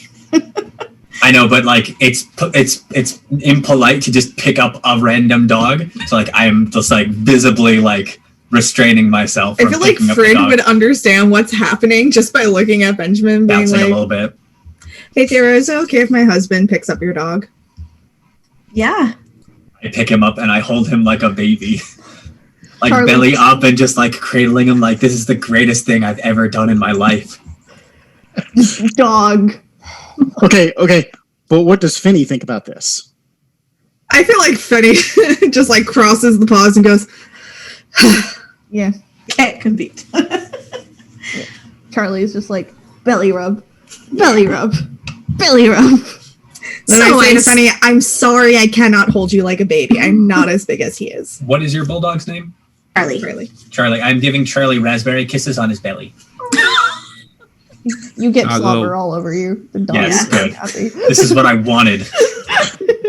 Since Thyra is a midwife and pediatrician, Charlie is used to much molestation in that sense from children and other adults alike. So totally great temperament for that. Love it. Love it. I will only put him down if I am physically required to do so. Until then, I have a dog in my arms. While you are all debating this and you've successfully trapped this Scion in his warehouse, so y'all can just leave with the arrow at this point. He's stuck in there for 2 days, so Yeah. like, Yep. Peace. exactly. Renata, you get that sense that something is really just gonna go down, like really great party or something like that. And then from outside, there's just this really loud display of fireworks and like 3 houses are on fire in the street. Oh, that's bad. It'd be like that. Is there a fire hydrant nearby the houses?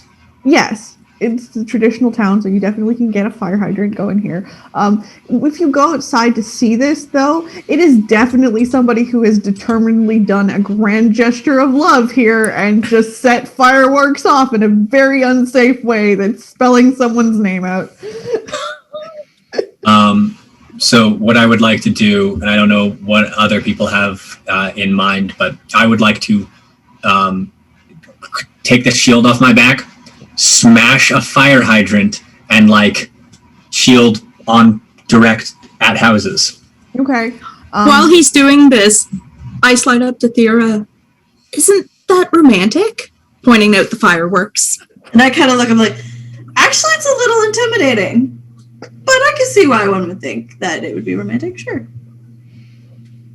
On our way out of the shop, I'm gonna make sure to flip the sign to closed, so he has some space to himself.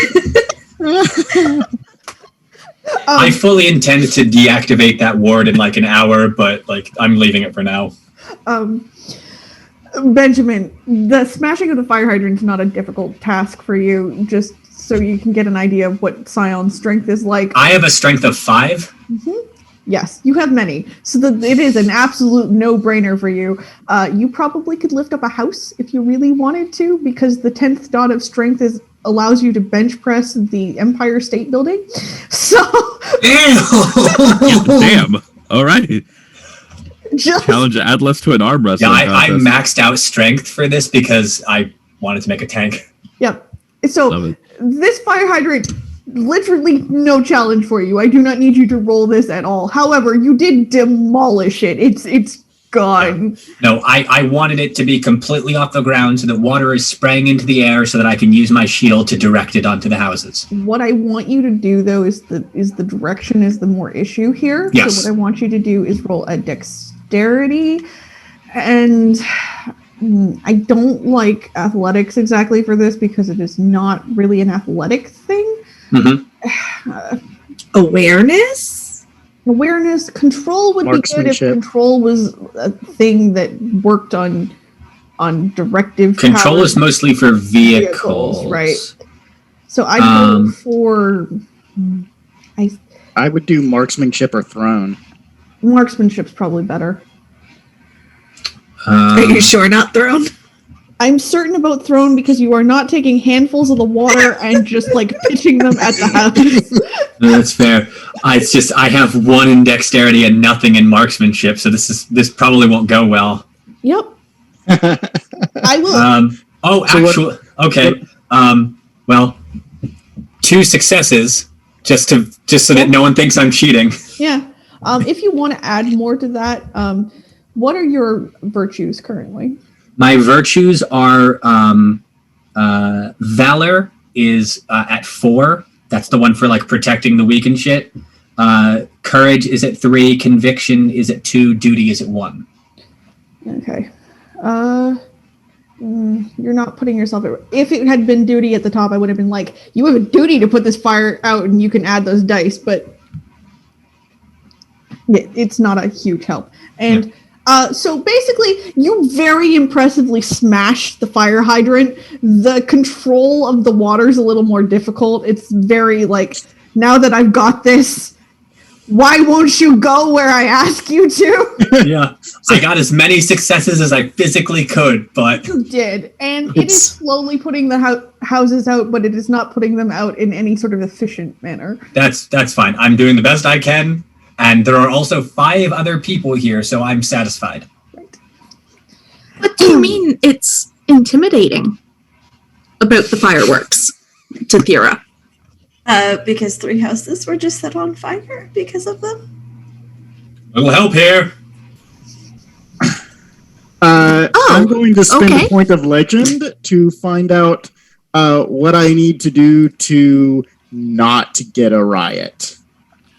Okay. This is the no riot please power. Okay, your no riot please power says... So you get a couple of things from this. The no riot please.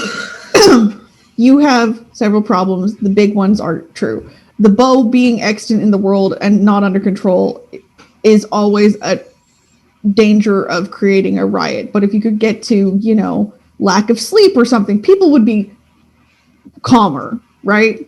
The other problem is your parent, no riot please, is at issue with your parents' current objectives. Of let's have a riot. Exactly. Yeah, it's a great song.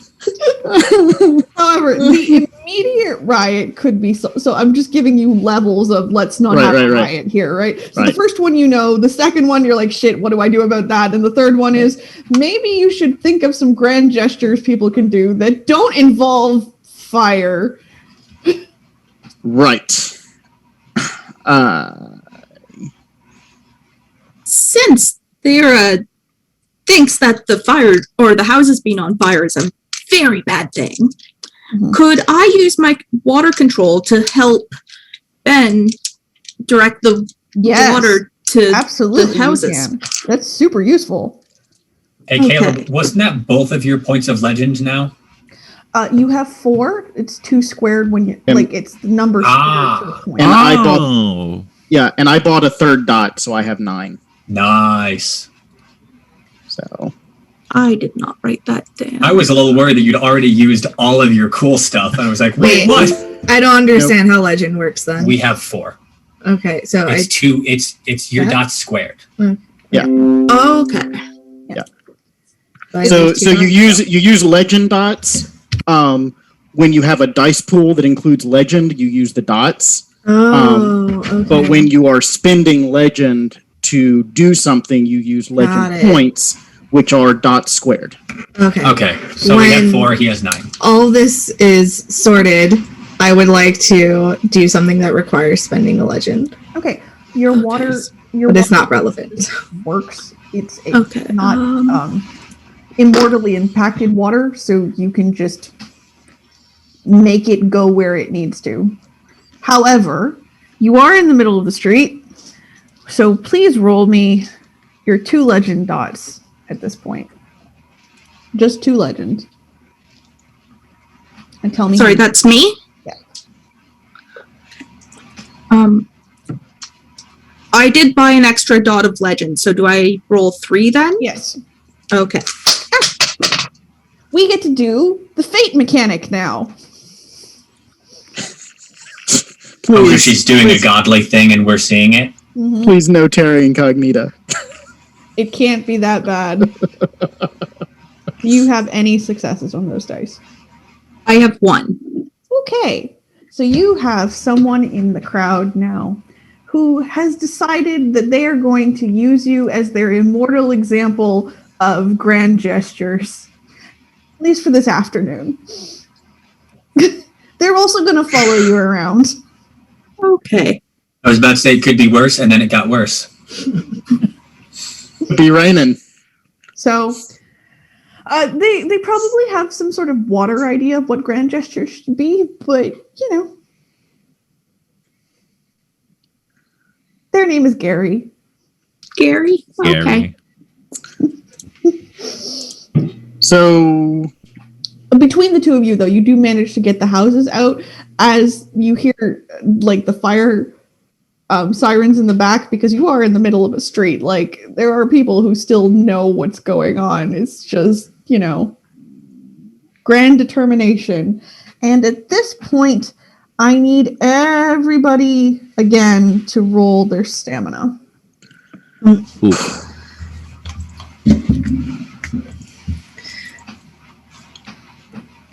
One success. Huzzah! I was not expecting that. That's 2. Okay.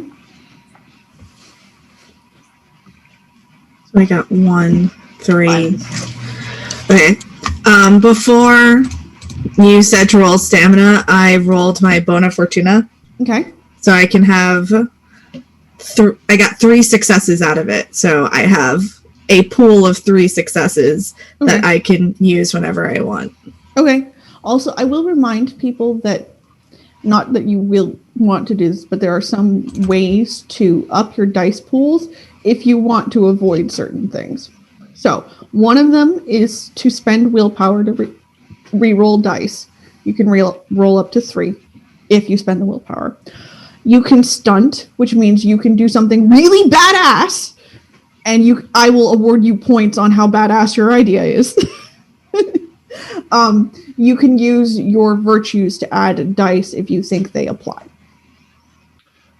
You said to roll for stamina, right? Mm-hmm. 4 then. You're fine. Nice. Fine. For everybody who is, again, under that 3 threshold that we were talking about, you're really tired. No, I'm sorry. I'm at 3. Great. Yeah. For everybody who's under the 1 or 2, you're tired.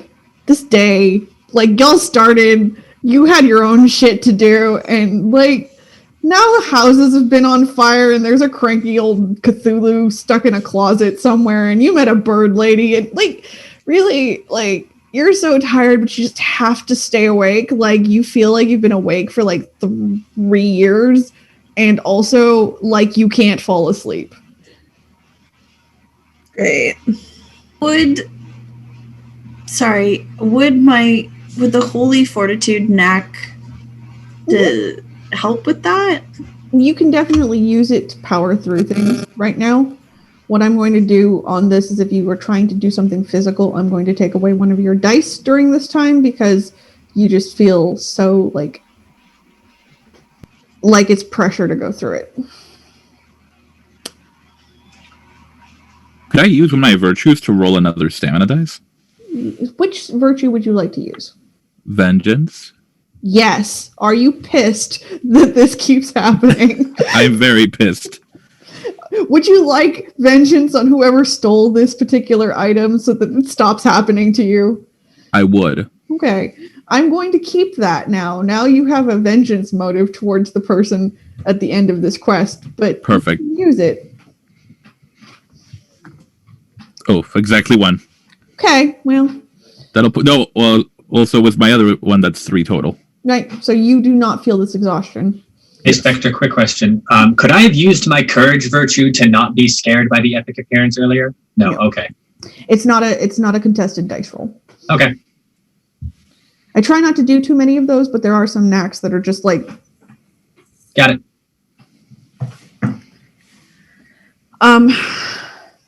You can feel that this this is the next stage. Those of you who were not impacted can see like the exhaustion start falling on your group here.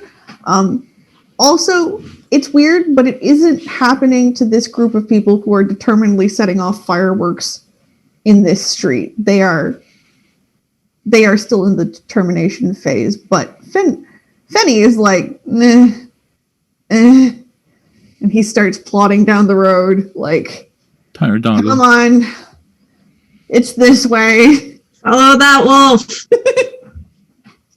I have picked Charlie back up, and Werewolf. because I assumed that Charlie is now just asleep, and I'm just carrying Charlie. How come the dog is to be carried? Hop on, and I give you a piggyback ride. Yay! So now I have a wife on my back and a dog in my arm in case anything bad happens. These are my struggles. Strangely, your character, based on what you have on your sheet, could probably lift up this entire group and just keep walking like. Yeah, I'm just like, just like, in case that's something you want to work with, I have a wife on my back and a dog in my arms. It sounds like a country And I'm song. following Yeah, the that's wolf. like a line of country song. I got a wife on my back and a dog in my arm, and I'm going to my pickup truck. So, as you come into the next area here, a wild party is happening. It is not but it is not excited the way the first three things have been. It is dancing till we drop. It is the 12 dancing princesses in their shoes type thing. So this is not a bacchanal. It's just like a dance marathon. Right. It's a It's the song Dance Until We Die by Patent Pending. Nice. Also, Renata, you actually would be familiar with this because of who your parent is. Not everybody who is in this group is currently alive. All right.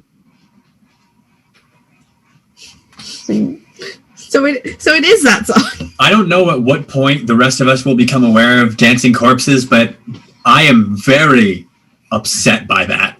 Yeah, I was. Let me spell. Is it like the corpse is still moving, or there's ghosts dancing? Corpse is still moving. Zombies. Metal. Renata, do you make us aware of that? I won't say explicitly, but I'm like, looks like this is a rave to the grave. Yeah, I don't pick up on that. That's fine. I can keep going in ignorance. Renata, the reason you're aware of this is because your parent is a death god, and his entourage frequently involves less than alive people. He does the most metal of ragers. Listen, say what you will about zombies. They do a mean robot. I do. They're not always unintelligent either. It just means that whatever's happening here has been death-inducing already. And I'm going to need everybody to roll me wits awareness, please.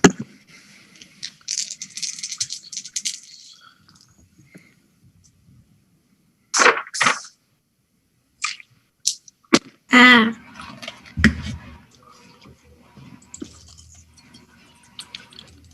That's 5 for me.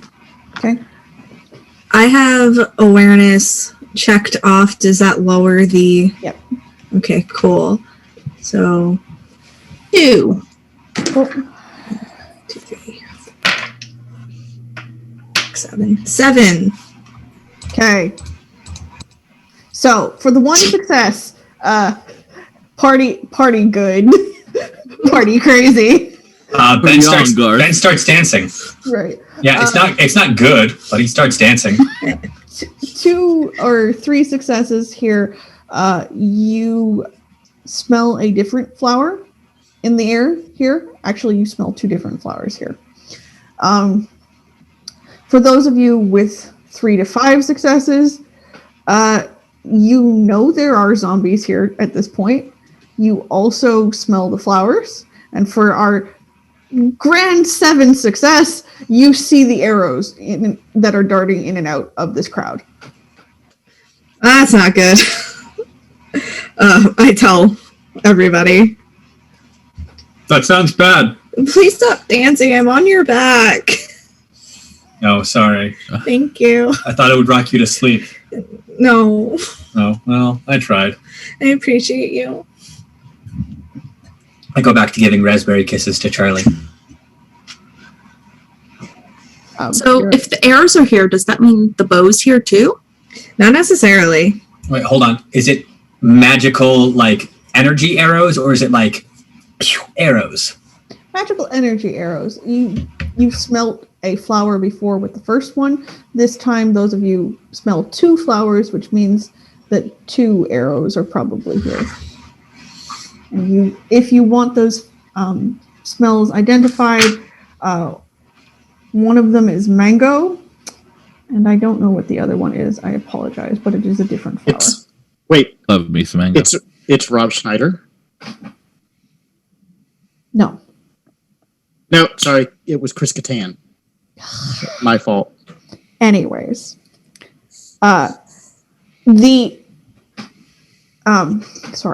Fred. The arrows are moving at such a speed that the reason people aren't noticing them is because, like, they're literally moving faster than the eye can follow. Can I see the source, or are they coming from different directions? You know how in Guardians of the Galaxy 2, Yondu has that arrow? I still haven't seen it. Okay. Have you seen the first one? Yes. Yeah, Yondu has the arrow in that one too, and he whistles and it moves on its own. It's like that. Okay, so it's one arrow that is bouncing around. There are 2 of them, but they're using the same locomotion method. Okay. It's not being fired from somewhere you can't find an archer.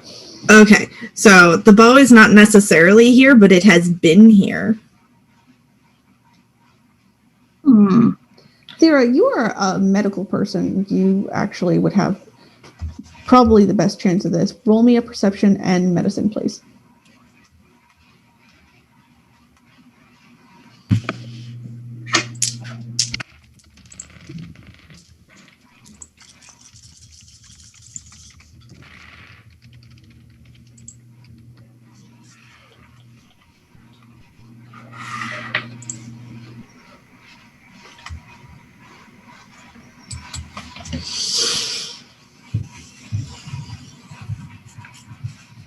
Just double checking, you did say perception, correct? Mm-hmm.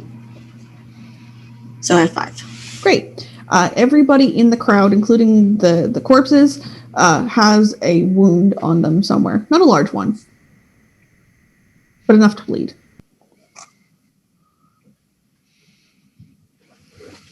Hey, we have wounds on us?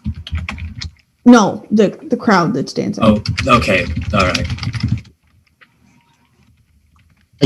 I keep hearing people saying runes with a speech impediment, and I know it's wrong, but it's how my brain is processing it. Sorry. I will attempt to make my W's more clear. Oh, so I kind of informed them that everybody that's dancing, they all have an injury. They're all bleeding. So they were shot with the arrow? Or do I notice that? Like, do I notice how, like, you said it was a small... Yes. Nick would be better. Okay, so they've all been nicked by these spinning arrows. Okay.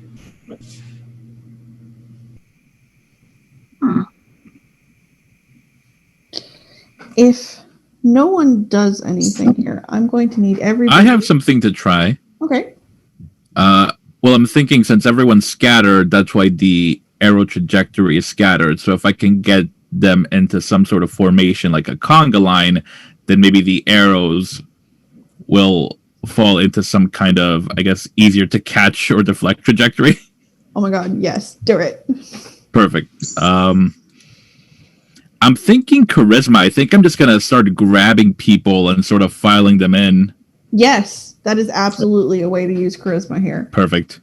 So charisma plus presence, probably? Sounds good. I'm going to assist with this because, like, after 3 or 4 join, Caleb figures out what Renata's doing and like joins the line and is enthusiastic as well. So, so let me roll real quick. You may have an extra die. Rad. So, if I get any successes, I think that's the mechanic. Am I remembering that correctly? I think so. Aiding in Scion's really super weird because there's some things that work and some things that don't. 1 success. Hey. So, That's 8 successes. great. Definitely these people, like, if this is the new dance formation, that is what they're about. Heck, even the zombies find you kind of like normal. Like, you're familiar. It's a thing. Yeah. Like, you have good vibes. So as this conga line is created, it does make the arrows more visible for everybody else because they are kind of whipping up and down the line. For the 2 of you in the conga line, though, I'm going to need you to roll me dexterity and athletics to avoid being hit by the arrows.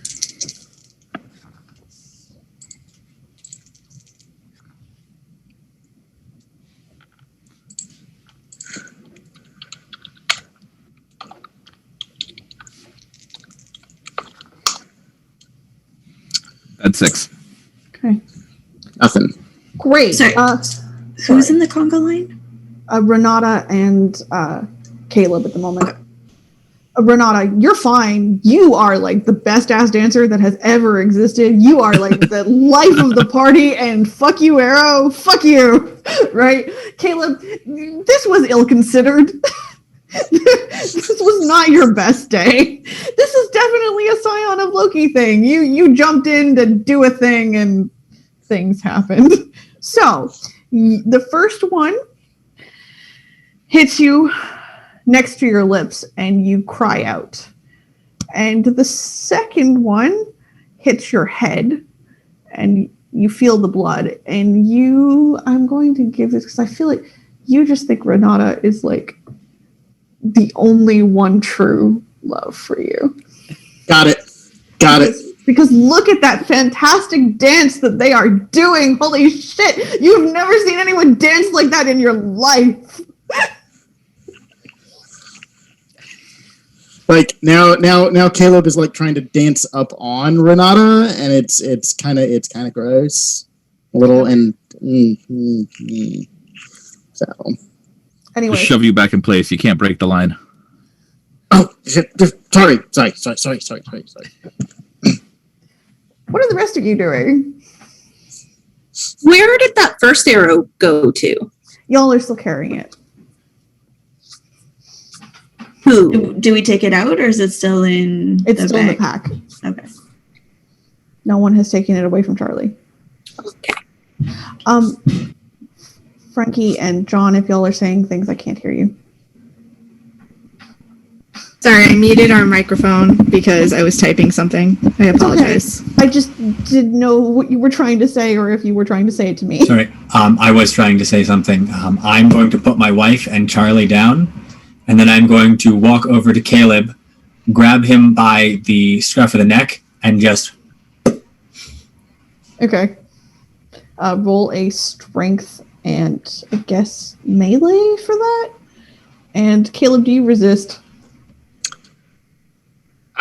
I mean, I guess no, at least not at first. We'll see what happens after he sort of establishes the grapple. Of course. I got 5 successes. Okay. Sorry. No, tell me what I do, and then I'll tell you. You very successfully just grab him by the back of the Yep. and just are holding him in the air like. Yep. What?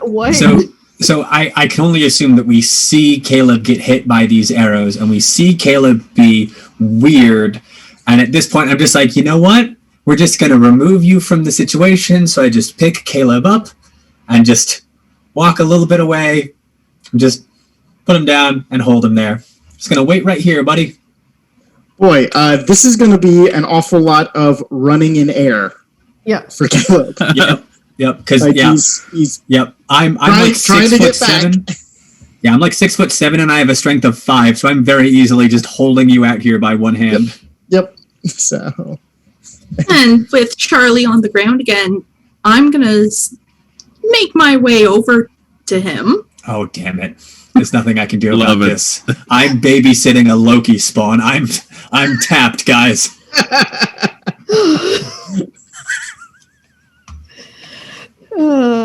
All the great things of Scion. Chaos abounds. There's no avoiding it. You successfully grab the arrow because nobody's stopping you. While you are distracted holding on to Caleb, Fred. Yes. Roll me a strength and athletics, please.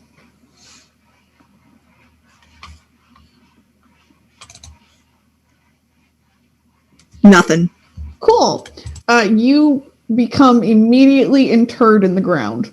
Just head to toe, straight down.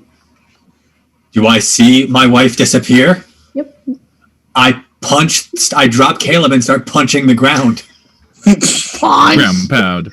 Like I take the shield off my back and I just start going bam, bam, bam. Okay. I have a threshold on this. If you will just continue rolling your strength and brawl on this, you will eventually be able to get to them. However, it's weirdly, Fred, you can breathe right now. You're not like dying of lack of oxygen. You just can't get out of this either. Okay. I have 7 successes. Okay. It is a very... You drop Caleb almost as soon as it starts happening and just like leap after your wife as your spouse, as they sink into the ground, and as the earth is filling in, you're just like yonk, yonk. So it's a very like a brief moment of terror, but it was there for a minute. That sucked. Caleb is back in the conga line. I'm now holding my wife bridal style like I was formerly holding Charlie. Okay. We're just gonna stay up here now where there's no ground and you're safe. Renata, you have a bunch of people, but you have not in any way stopped the arrows. So somebody at some point is going to have to, or you're going to have to keep dodging them. Ways to stop the arrows. Also, Fenny has figured out there are dead people in this crowd and is just kind of interestedly poking them with his nose and watching them fall over. I would whistle him back. He makes sad noises. I know. Did the dead folks get back up, or are they just now obstacle courses? Okay. Yeah. I don't have anything With useful. the first arrow, I am going to make my way over to Thera. Okay. Is anyone watching River? I'm focused on my wife. I'm trying to bring the line back around. I'm trying to do like the snake loading game, keeping it in straight line, so like the arrows are flying in a straight line. If I see Caleb about to rejoin the conga line, I'll try to point him towards like the very end, be like, be ready to catch them. And I'm that's a bad idea. I'm watching that event go down, trying to figure out if there's a way that I can get the arrows somehow. As they dance, because I know you're coming up with plans, you see the members of this conga line becoming thinner and gaunter and thinner and gaunter and thinner and gaunter. What role would it take to catch the arrows? You can... So certain things could be done here just to give you ideas. You could dexterity and athletics it, which is just you being really cool and catching it. Somebody like Benjamin could literally ward some part in the line and say the arrows can't pass it, and they would run into it eventually because the line was passing through it. So you wouldn't be warding the line, but you'd ward against the arrows. You could find the source of the arrows, hypothetically, with a good enough roll in Unlidded Eye. You could entrap them in something like water in like a bubble and slow their momentum. And there's a lot of options here, just more depends on what you think you're trying to do. Okay. I'm in favor of finding the source using Unlidded Eye, unless anybody would like to do something else that is different. Once you start doing stuff, I'm gonna put you down, and then I will go after you go. Okay. I was waiting for my wife to go in game before I then decided that she's got this and I can act independently. Okay. But did anybody else want to do something that was different though? Because I've I've done the same thing like twice. I will make an effort to do a grand gesture of catching the arrows, but only after I've scratched Thyra with the arrow. Sarah, do you want to have noticed this, or do you want to let this happen? Yes, so I'm not sure. Would rabbit reflexes work for this? Yep. Okay. So do I need to roll the wits and awareness first, or okay? I'm surprised we lasted 2 hours before we got into the PvP. I mean, White Wolf doesn't really have a lot of combat built into it. No. No, and I'm actually particularly bad at writing combat that's just he slash, she slash, they die. Well, it's a good thing I have my extra pool because I'm just going to use all 3 of them because all of my successes were immediately canceled out. I'm sorry. So 3 successes. Okay. 3 successes is enough. If you look around hard enough, Just fucking physical dice at the area this is happening, you actually see a small person on top of a roof. It looks sort of like a cherub. Fred points. Oh, with that in mind, he's on a roof. Mm-hmm. Well, then I'm going to dance up in the line along and sort of guide the line and sort of like drag the person in front of me over to the wall that supports the roof. And I'm going to look for a loose brick that I can kick that, might knock out, an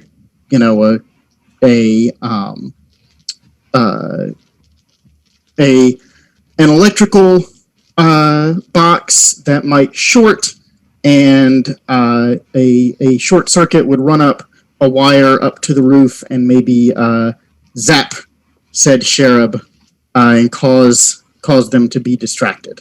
I agree with you, but I think you have to overcome your distraction before you can even try that. I have to what? Overcome your distraction before you can even Okay, try I'm sorry. that. Because you are distracted with love of Renata, and you are stuck in the dancing people, so here we are. Okay, then I will burn a willpower in order to be able to do that. Okay. I'm guessing that's one of your knacks. And yeah. Yes, that's the advantageous circumstances. Yep. There is a electrical thing that just goes up the house, and Fred, you see that little cherub person like almost electrocuted and then like drop back down off the other side of the roof. The arrows drop to the ground at that point, like there's some sort of mental control component to them. Aha! Thera and River. Yes. So if I failed noticing the attack coming, which I got 2, Okay. so, then that's fine. I'll ask then, River. There is a way to do this. Do me a dexterity and probably a larceny, actually. All right.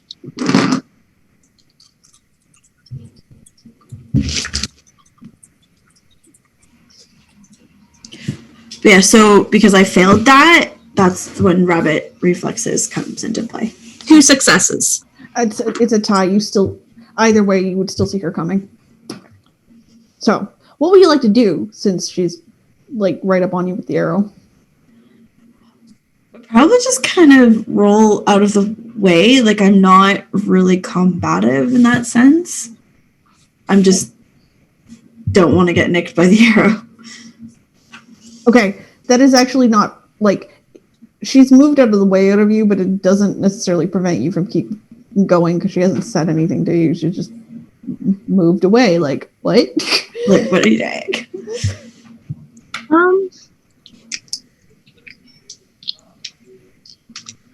Yeah, I'll move closer and try again. Is this something that we can all see? Yes. I would like to, with my shield, get in between these two people and block the arrow. At some point, I will try and grab it and get it back, but for now, I'm just trying to get in between. While that's happening, Frid is also going to investigate the cherub that fell. Okay. Sorry to Caleb. Wherever Renata is, that's all you want to do. Although when the arrows stopped flying, all the dead people fell over, so now they're like obstacles. And also, probably the live people started screaming. I mean, they're getting there. They're tired and hungry. Right. They're hungry. I mean, if I notice the zombies falling, I'll try to put two and two together and just designate whoever's behind me as the new line leader. Just be like, keep going, you're fine. You absolutely can do that. You absolutely can find the two arrows just lying on the ground at this point. Cool. I will go fetch them. Okay.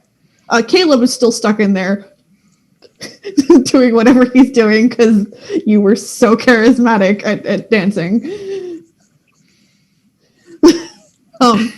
The cherub, if you go around the side of the building, you find them clinging onto like the side of like a drain post, like, shit!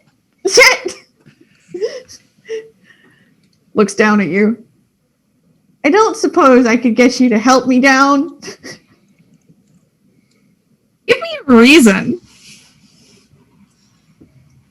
It looks at you, it looks at the drain pipe, it looks at you. I'm really cute. It's not a great reason, but I also don't want you to get hurt, so let go and we'll see if I catch you. Oh, that's mean. I'd like to state for the record that ploy would have worked on me.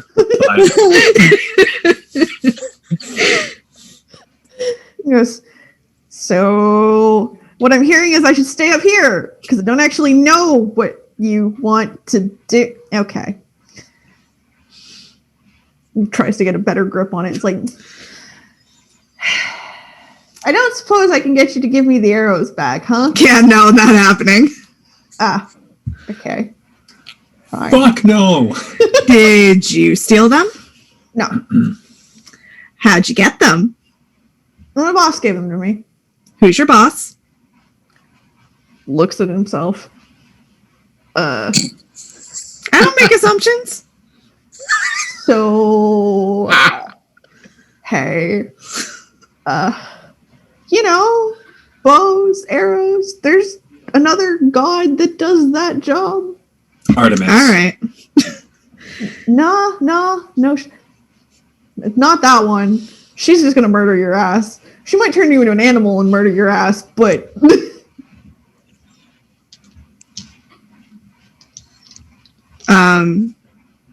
So Aphrodite, this is me out of character making a deduction. Is Also because I'm sleepy. I mean, bows and arrows and It's cherubs really is usually Cupid. Eros. Eros. Right. or arrows? Yeah. Okay. And Eros is Aphrodite's kid. Yeah, Eros Right. is Eros is where we get Cupid from. Okay.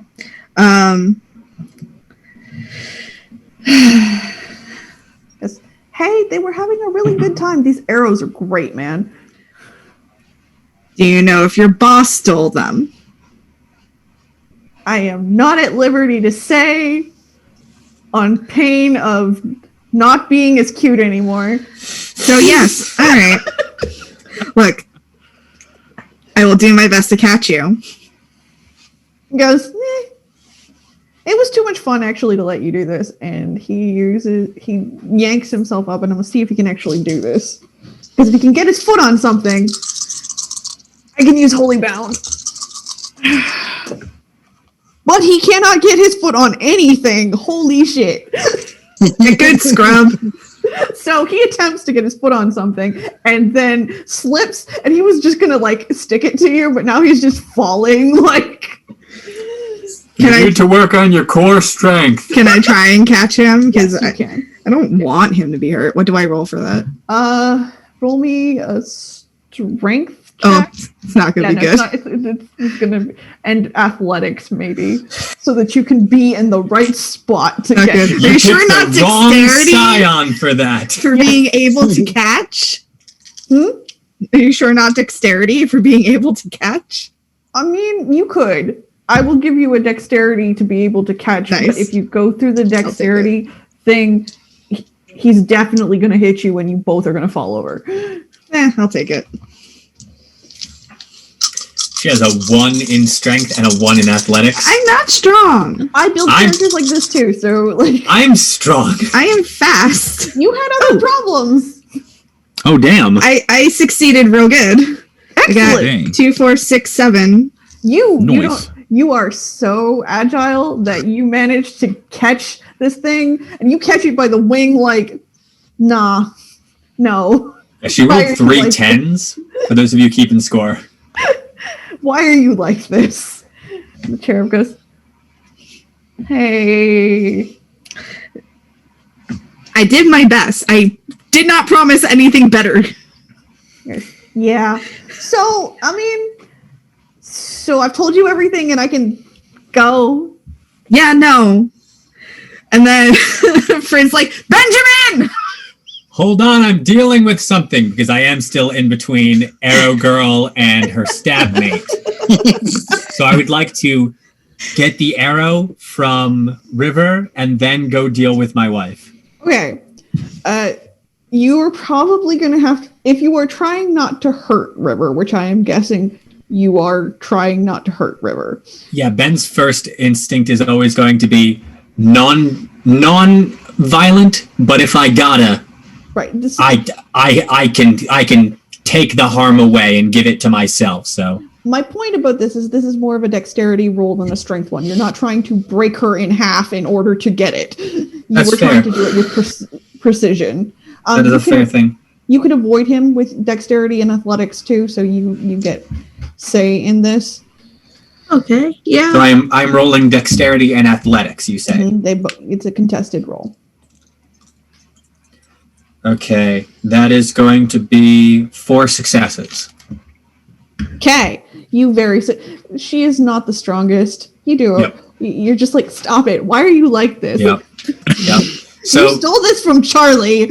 Yep. So I'm just gonna take the arrow. I'm gonna I have it's like a backpack, but it's where I keep my shield on my back, so I'm not just obviously carrying around a shield. So I'm just gonna put it in there, and then I'm gonna go deal with my wife, who asked for help. Sarah and River are now staring at each other like, big man got in way, and now Listen, Sarah can deal with this as she sees fit. I'm not gonna make her choices for her, but stabby things out of the picture, and then go deal with small baby child. I think as Benjamin runs past, I was on my way, and I'll just hold the arrows out, here, take these. No one else can be trusted with them. I take them, and I put them in my backpack, and I zip it up. Okay. Right. So as Benjamin leaves, I'm standing there looking a little sheepish. all right. Shoot your shot as I walk away. Don't ask, don't get. Don't ask, don't get is advice I've been giving people for the past 5 years. So you come around, find baby cherub man. Yes. He's not a baby. He is a small man. Yeah. I mean, listen. You're all small baby childs to me. I'm very big. And as you come around the corner, something very odd happens, and there is no resist to this particular thing because the landscape shifts. Love it. You are not in this town anymore. You are in a meadow filled with spring flowers. I specifically or everyone? Everyone currently in damn. this scene. You still have all of the and all of the rest of the world seems to fade away. There is nothing but this landscape. Okay. And this field, and the flowers, and the humming of bees. Okay. I and Benjamin both assume that this is a magic god plane type thing, or maybe one of those terra incognitas we've been talking about. So I would like to make a perception check, I guess. Okay. Perception and awareness, or please. Perception and awareness. That's just perception. I don't have anything in awareness. But that is 2 successes. Okay.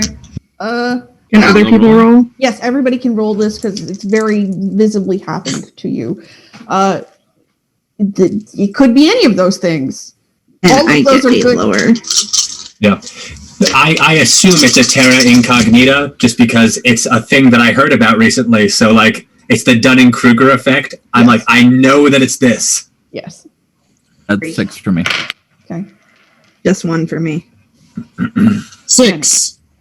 All right, so for 1 success, 2 success, this could be terra incognita, this could be another plane, this could be a hallucination, and all of those things are things that have been told to you could happen if this boat remains out of control. So it's magic, but what kind? Meh. For the 2 of you with 6 successes, this is a hallucinatory terrain situation in which it's real for you, but the town's still there. Okay. So we have half our movement speed. No, wait, that's Dungeons and Dragons shit. So my movement speed is 15 until the effect ends. So let me make sure that I understand how this works. So it's real for us. So if we walk into a space where a wall is, the wall is not there. Correct. But if we are standing in a space where a wall is when the hallucination ends, yes, bad news. Yes. Presumably, boom. Ben has no idea that this is a hallucinatory terrain, but I also have no reason to move, so I'm good here. You hear faint, joyous singing, and the cherub in your hand, Fred, goes, oh shit. Oh shit, oh shit, oh shit, oh shit, oh shit, oh shit, oh shit, oh shit, oh shit, oh shit, and just keep... I grab the small man with both hands, which are probably big enough to just wrap all the way around this small man body, and I hold him very close to my face and say, what's going on? I failed my rolls, so I think this is just a wonderful place, and I lean in and kiss her.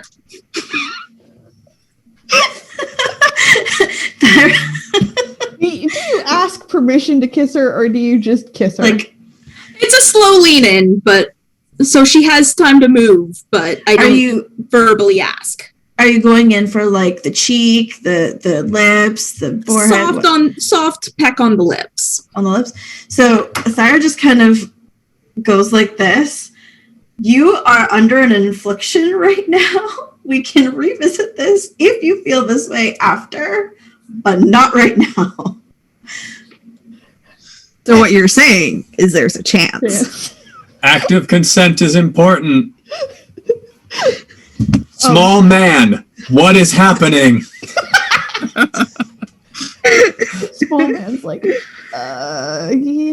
promised he'd get it under control. I don't think he's got it under control. Okay. Where is he? Who is he? Where is he? Why shouldn't I hurl you as far as I can? Because that would be impolite. Don't do that, honey. Because I'm telling you the truth, and because he is arrows. I mean, I've had a very long day, and I haven't gotten to hit anything yet, so... Why... Help me out. Help me help you. He goes, and then he looks to the side, and if you follow where he's looking, there's just this massive... Well, it may be a projection. You're not really certain, but it's at least like 20, 30 feet tall of this bow. It is a giant sugar cane with big flowers and very large bees. Small man, is that the real bow, or is that an illusion? He goes, Your guess is as good as mine.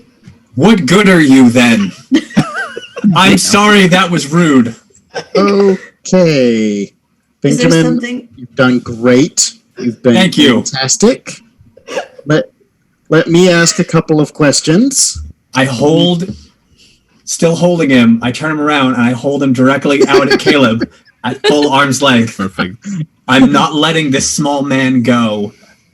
The small man has just kind of submitted to this, like... That's fine. I'm letting it be known for the record that I'm not putting him down. Okay. Okay, so hi, I'm Caleb. Guys, cool. It's polite to say your name. It is.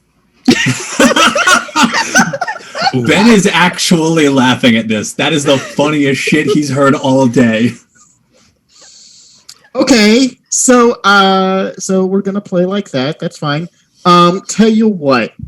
How about we go over there and talk to your boss and explain how you failed to do whatever it is that he wanted you to do. He goes, sure, and he points back at the bow, attack bees! And the bees have started coming down off the bow and are lining up to attack you. I shift my grip so that I'm holding small man in one hand and I've got both of his wings in the other hand. Okay. And I very deliberately pull just a little bit and say, okay, stop them.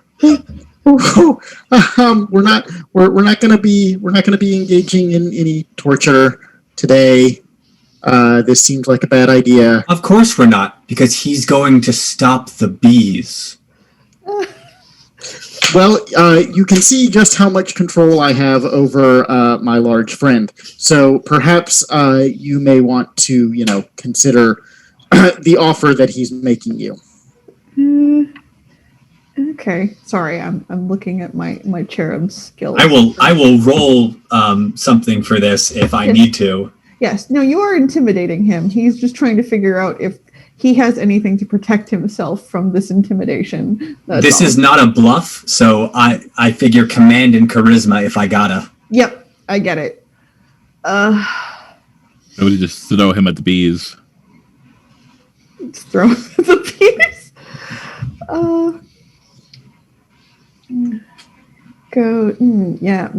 Yeah, no, that's a thing he could have. Just looking outside. Oh, look at my cat. She's so cute. She's very good. Is that hair? Hold on, I will get a picture and send it to the Discord. She's such a baby. Perfect. Love her. Just ignore how messy our room is.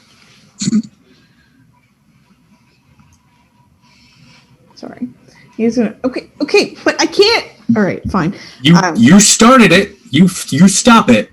I didn't summon a giant bee bow. You just said bees attack. No, I said that, and he's trying to gesture and not be pulled apart. The bees are attacking, and they are lining up to attack. Oh, I made a mistake then. I thought you were controlling the bees. I apologize. No, I'm trying to tell you, Eros is not controlling. If he was controlling the bow, then we wouldn't have this problem. And bees. Listen, so what I'm there's egg is on. That, no, Caleb, go. So what I'm hearing is that we should sort of throw you to the bees, and then they'll leave us alone. The small cherub is like, it's that kind of day. It is. It's that kind of day. But, you're the one who decided to come over to the mortal world and start making trouble with a relic that didn't belong to you. So, in fairness, this is my really boss on you. said so. How many bees are there? Sorry, I'm trying to think of how many bees I would think. There's 12 bees. Ugh. A lot of bees. Okay.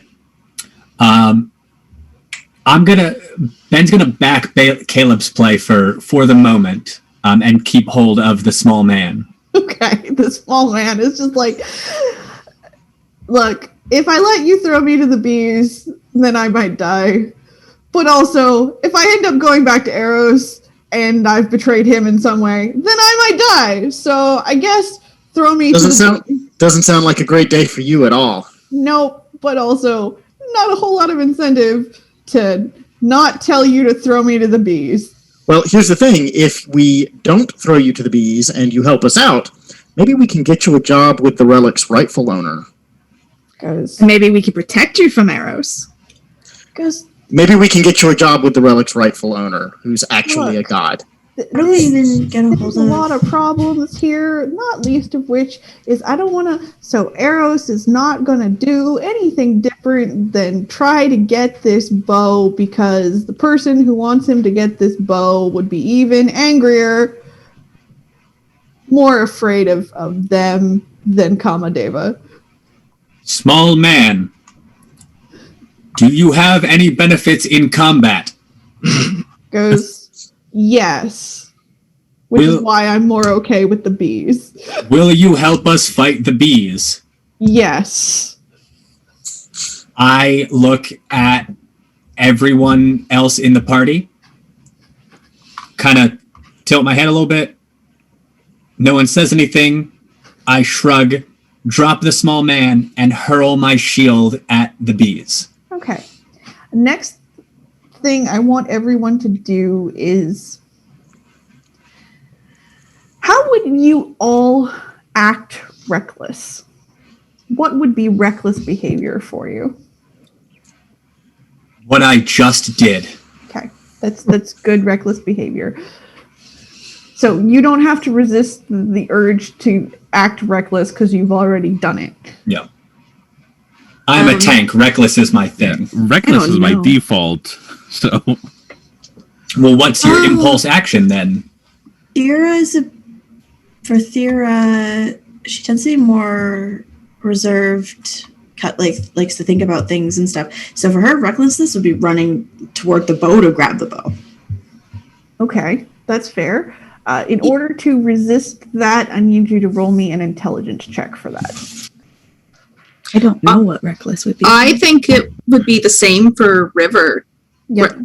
Getting the bow so she can prove her love. Okay. Even though it's not smart. Yeah, you know. I mean, you're like a big old like activist person. You are like a confrontational, combative person. So reckless for you might be like a fighty thing. You do still have that compulsion to be madly in love with Renata, so that doesn't go anywhere. No one's fixed it for you. I rolled a 2, by the way. Yeah, I'm just gonna follow Benjamin's example and start throwing cards to bees. Yeah, I think my impulse would be to throw my dagger. Okay. So I have two things that I want to do. They're one after the other, but I don't want to like monopolize the actions. So first I'm throwing my shield, and then whatever everyone else does, I will go do a second thing after everyone else does a thing. Okay. I threw my shield. Okay. You threw your shield very successfully. It hit a bee. They are big. They don't have a whole lot of maneuverability in terms of avoiding your shield. It is... Yep. The bee went ow, but nothing's happened to it. Yep. I wasn't sure if you were going to make me roll for that, but I have 5 in strength and 4 in thrown, so... I think the most reckless thing that Caleb could do right here would be to make some popcorn. Okay. Okay. Cool.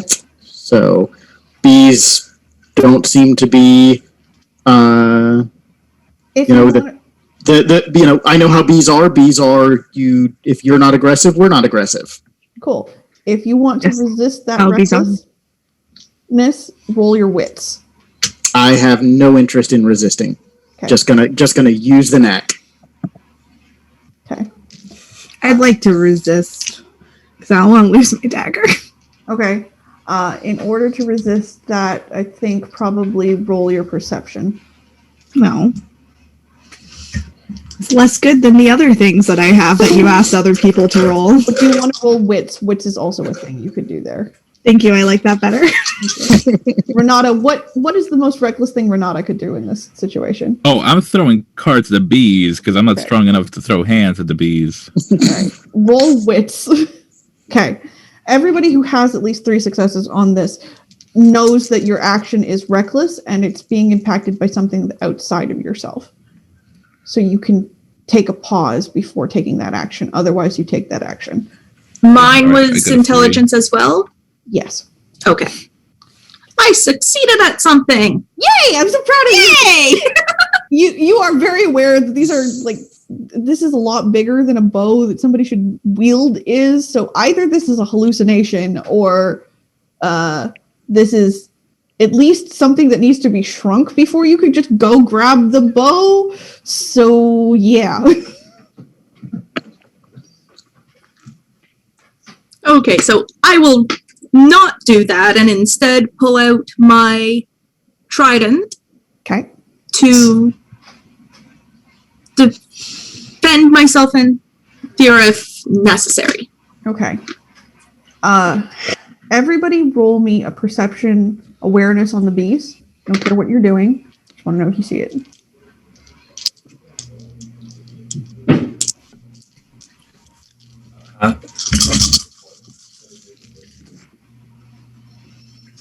Oh my gosh. That's 4. Okay. Again, as with all powers associated with this bow, if you hit over a 3, you can see this. 2 of the bees are more real than the other ones, and they both have flowers on their stingers. The bees are heroes. Yep. Has everyone done a thing? Because there was the second thing that I wanted to do. Well, I failed both of. I got 2 on both of those rolls. So There's just bees and a bow. there's running Yep. toward the bow. Bees and bow. Yeah, I mean, Okay. I took the wit's paw. Oh, sorry, John. No. Finish what you're saying. I took the wit's paws before just flinging cards randomly, Okay. and then discerning that there's just 2. So I think I'll just focus my attack on one of the real bees. Okay. Fred will also relay that information to Benjamin. So I leaned into my reckless action to throw my shield. Do I now have to roll to resist being reckless, or can I act normally? You'd still have to resist acting reckless because you've leaned into it. Okay, what do I roll to do that? Because what I'm doing next is not a reckless action, it is a responsible one. Okay. The recklessness, I'm trying to think of the best way to... If you want to perceive that there is a way to be aggressive that is more useful here, use a perception. If you want to go, hey, I'm not usually this reckless dude, and there's probably a better way out of this, use your intelligence. So here's what I want to do. So the shield throw is both a reckless action, but it's also what Benjamin would have done in that situation. Mm-hmm. And then the impulse would be to follow that up with, I want to cast ward on a point, because it's 500 meters Mm-hmm. of warding Mm-hmm. per legend point I use, and then I would use that to keep the bees out. Okay. So which roll would that be? To throw and then do that? Intelligence. That takes a lot of thinking. It's not just, oh, I noticed a thing. Okay, 1, 2, 3, intelligence. And I will be running with Thera once I realize she's running.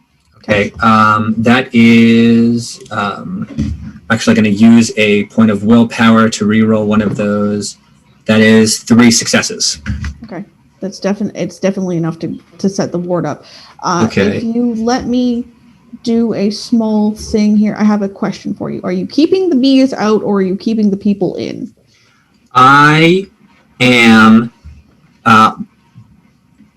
I'm keeping the bees out because I know that Thera is running towards them. Okay.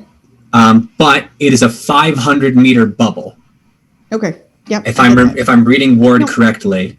You have a bubble around you. Because what I was going to say. 500 square feet. I'm sorry. In this bubble. Yes. All the color of the meadow disappears, though it's still all around you on the outside of this bubble. You feel pavement under your feet. You hear the noise of a city around you, but just beyond that is the scent of spring and those bees, which are buzzing harmlessly against your ward. Right. Well, that's interesting. Yeah, listen, I don't know what the hell is happening, but I kept the bees away, so a smart person figures something out. And as a secondary note, John IRL does have to go pee, so I'll be right back. Figure shit out. Yeah, I have a small bladder.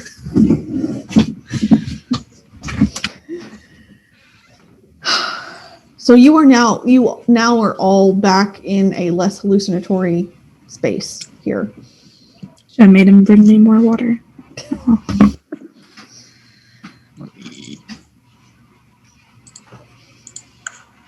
Y'all can all still see the bees though, and the meadow. It's just not around you currently. And the cherub's just like, I'm very tired. Is this enough to shock us out of the recklessness, or? Yes. Okay. Yes. So, how if that is the real bow, how do we get it shrunk? By the way, a sphere of 500 square feet has a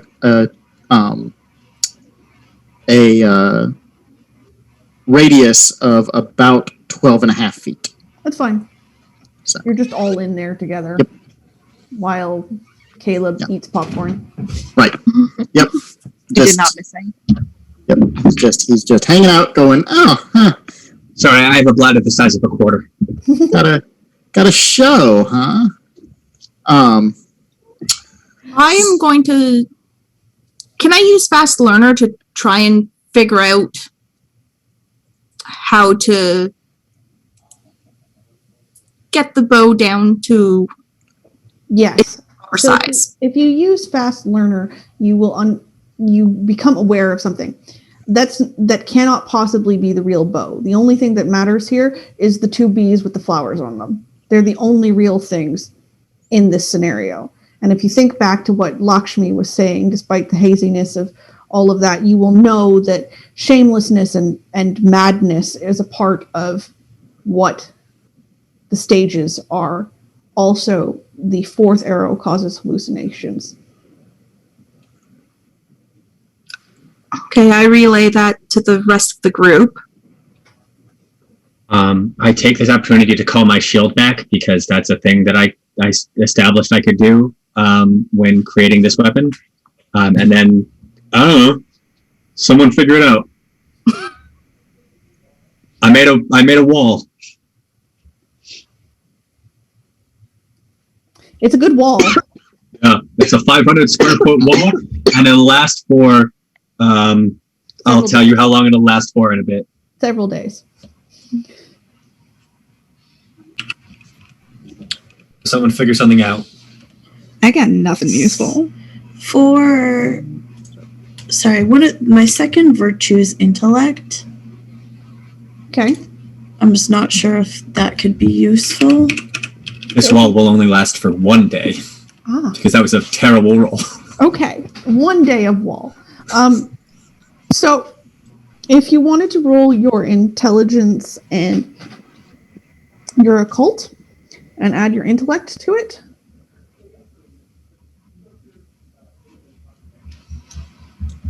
I'm gonna trust my wife to do this because she's the smart one and I'm the big one.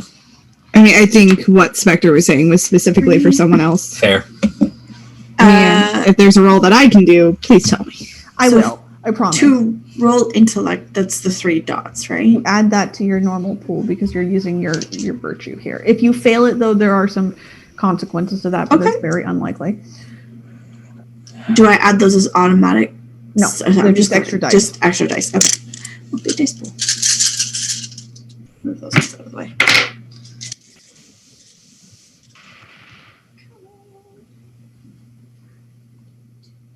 I'm starting to feel a little dizzy. You okay? I think I'm just hungry. 6. Okay, that's many successes. We're almost done anyway. So if you have big brain, such big brain, you have big brain to the big brain, you have big brain.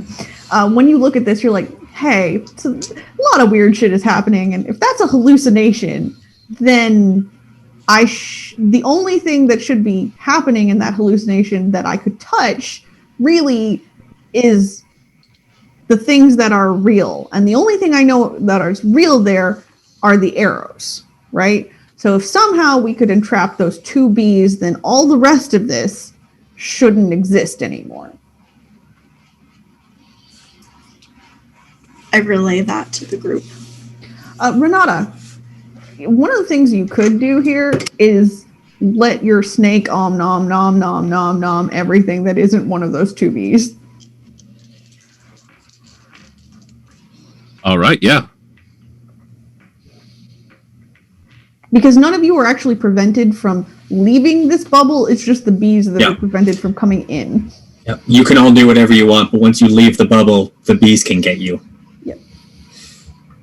But we can get back in the bubble. You can very easily get back in the bubble, yes. We can go in, we prevents can go bees. out. We can go in, we can go out. In, out, in. Although, to be fair, does it prevent both the illusory bees and the real bees? As far as you're aware so far. All right, that's fine. So, Renata, do you send your snake out to start om-nomming things? I do. Okay. This big boa constrictor just opens its mouth and just starts scooping like grass and shit up just as it goes around. Yeah, full on Pac-Man. Bees are a little alarmed. For mechanical commentary for the audience, the snake has inner furnace. So that's an ability I could have had. Yes, so the snake is just Yeah, you can eat anything. Right. I'm surprised you didn't take that. It didn't seem useful. Like, it's John, can eat anything and go for long periods of time without eating if I have to, but mechanically it didn't seem useful for a one-shot. Yeah, I was about to say, it's definitely a campaign sort of power where, like, you may have a situation where your character has to go a long time without It's food. the problem with stamina knacks is that they're not great for one-shots. So the snake is just eating everything. It's there. The bees are a little alarmed by this. They try to avoid the snake, and the snake is not very fast. But they do have an outer limit of this illusory terrain. So eventually, if you leave them long enough, the snake will get them. Go, snake, go! I don't know the snake's name, so it's just go, snake, go! While the snake's doing that, I'm going to pull my water bottle out, pour the water into my hands using my water control, and move forward to try and catch one of these arrows with my water control. Okay, absolutely. Does that... I need to check that roll. Is there a roll on water control?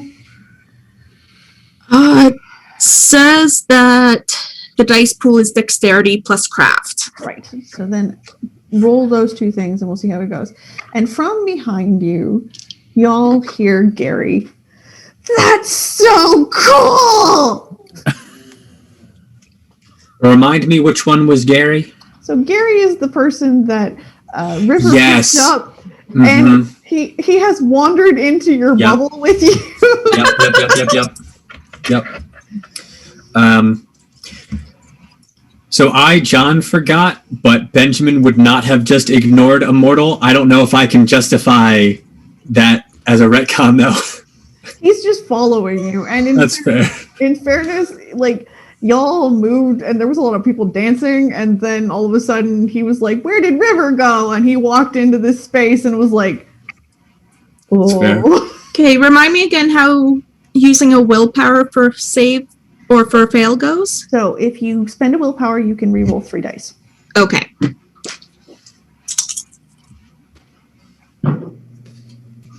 Yeah, so 0.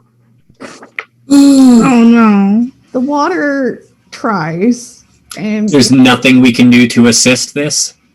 I don't have water powers, so I don't think so, but... Hey, Renata, this is a great time for you. You are super charismatic. So charismatic. You could literally stunt her into more confidence. I also have 4 in charisma if you need extra help. Oh, God. I just need a circle of Go, river, go! Go, river, Go, go! River, go! Go, River, go! I mean, Go, River, go! I'll just sing Run River Run. Ooh. I start harmonizing this song. Just adding like a nice bass note to it. So you're going to get 2 auto successes for this and roll it again. Okay. There's just this like cheering squad with lots of charisma behind you. Let's try different dice. 1. Hey, you have So 3 plus the 2 is 3. 3 successes. So this time, when you pour the water out, you go, just listen to me, damn it! And you push it out at the bees, and for a minute, it hovers in this sphere around the 2 bees that you're trying to control, and you feel really connected to your dad in that moment. It's that really great moment of, this is how it's supposed to work.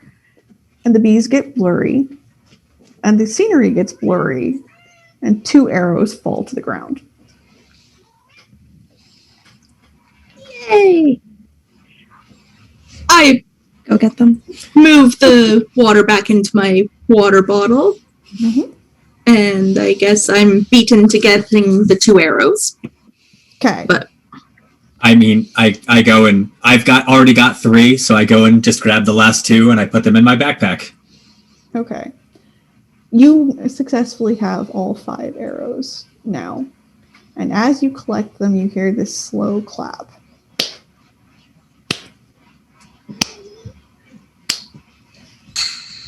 That sounds douchey. I turn and throw my shield at it. I fought the impulse to just do this, but Ben's had a long day and I'm fed up. I just turn and I throw my shield at that sound. Okay. You turn around and you see a young man. How this man, you perceive them, is an object of beauty. So whatever you consider that to be. My wife. Right. However, This man looks just like my wife. Your wife will not perceive him as themselves. Will perceive them however they consider beauty. And he Okay, but how does Hera perceive it?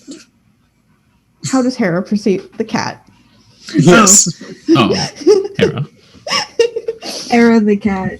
Hera perceives him as a snack, Yeah, it's as a literal Snack. snack. I know that's like piece slang of- these days, but A like, piece of chicken liver. yeah, Yep. freeze-dried chicken liver. Is that chicken liver? And he hurls himself upwards, and he's back up on top of a roof, carrying 2 bows. And he goes, I'm impressed.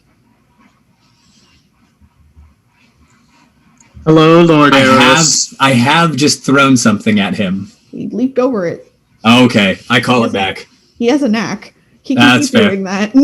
Yeah, no, that's fair. I wasn't 100% on the resolution of that. I call it back, and then I scowl. He's like, You'll get him next time, sweetie. it's like, I mean, I couldn't get past the bees, so hey. Did imagine a lot of crazy shit though. It's a lot of fun. Why do you have 2 bows? And goes, You only have 2 hands. That's silly.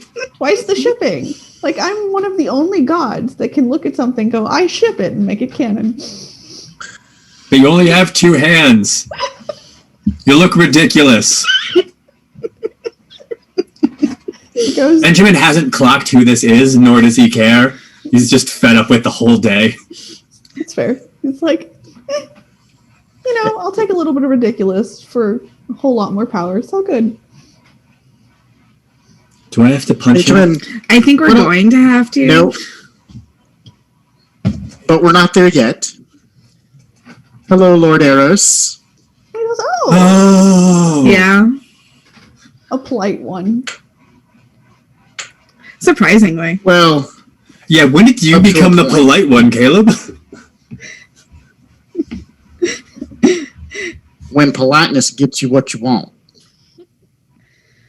Oh, so that kind of conversation. So here's the thing. I don't have a whole lot of incentive to be interested in negotiating with you, but I will take the arrows now, or This will just get messy. Yeah, no. No. How Well- about bite me? He goes, what does Please- that turn please- into? Please pay no attention to my To the man behind the curtain. my Benjamin colleagues cracks who- his knuckles and says, "Yes, please pay no attention to me." Well, at least pay no attention to them until it is time to pay attention to them. Allow me to be a bit. Let me see if I can offer some advice. See, you, I am sure, are working on the orders of a god, and you are concerned that failing to fulfill those orders will result in a problem for you. Am I correct? Do I sort of understand the situation that you are in? That is definitely the situation that Eros is in. See, but here's the thing, right? None of us want to unleash the Titans. And here's the thing. Here is the thing. If you do not get this relic under control, well, it's not going to be pretty when Tartarus opens. And I'm going to burn another point of legend, and he believes me. Okay. He does. He does believe you. In fact, I think he believes you anyway. So here's the thing, right?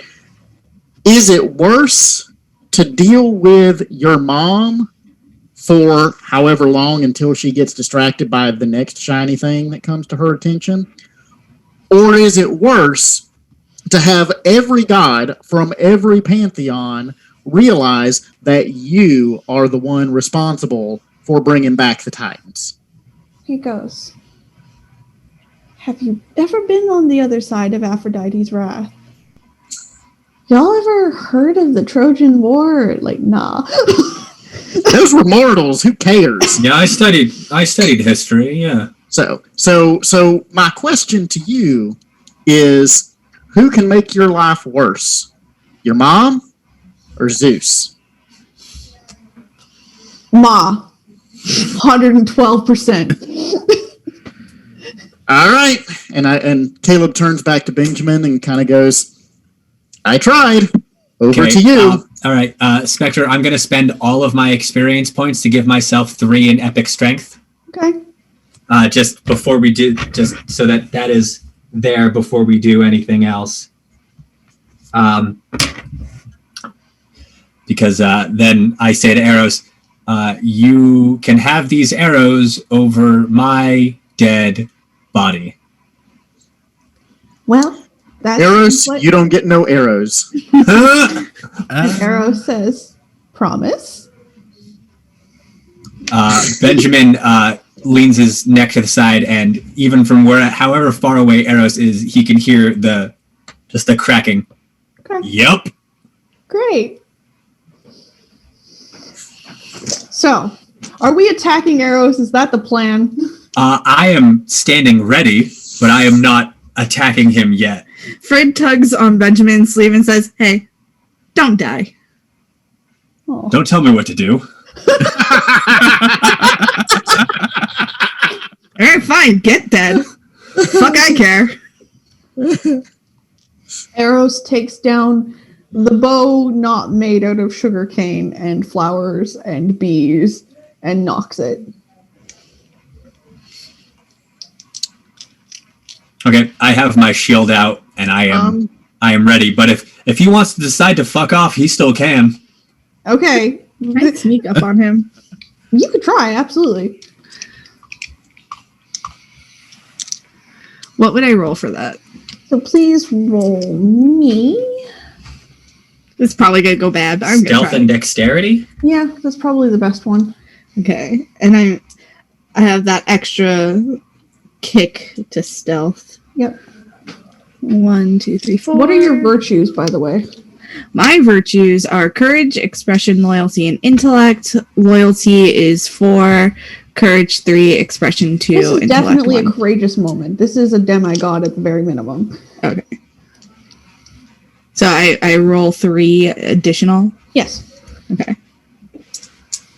Feel like I am leaning into all of my virtues right now. You are. We just haven't gone into combat yet. I promise you can use them at that point. We're just letting your wife. No, I know. I'm just like, be like, am I being true to my character? Yes, are. I am. Yeah. Okay, what we got? We know how to Cancel. contact the original owner of the bow. Nope. It's true. Someone remembers the name of that parrot. I don't, but Lakshmi. someone does.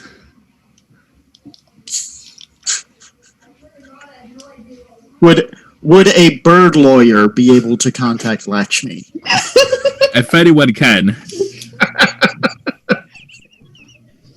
I'm going to spend willpower to reroll 3 because I had one that was either a 7 or a 10 and it was cocked, and I'm just gonna go ahead and reroll 3 anyway, just in case. Do it all. Are you doing this in any sort of badass way? What is your stealth mission here? What are you doing? I'm trying to sneak up on him so I can maybe steal the bow off of him. Okay. Anyway, I got 1, 2, 3, 4, 5, 6 successes. All right, awesome. So here's the thing, because I think this is a good moment. I think you push little cherub boy in front of Arrows to distract him. It's like, hey, wait, what? Oh yeah, I've been holding him for a while. Don't you have something to say to your boss? Boss, exactly. And I forgot the little man. I'm going to be honest with you. The small man. So did I, actually. That would have changed my approach. Hey, don't drag me back into this. Oh, too late. Hi, Lord Arrows. Hi. And while that's happening, you remember that drain pipe he was hanging on to is kind of like sort of loose and it's easier to get up to. And your stealth is very successful because I'm going to give you an extra 2 successes for your beautiful distraction techniques of Arrows. And Arrows is like, I knew I should have done this myself. You are freaking useless. Do you know if I told you lately you're useless? We got to work on that. Caleb calls out to the small man, you know, it would probably help. You wouldn't be able to abuse you like that if you had a union.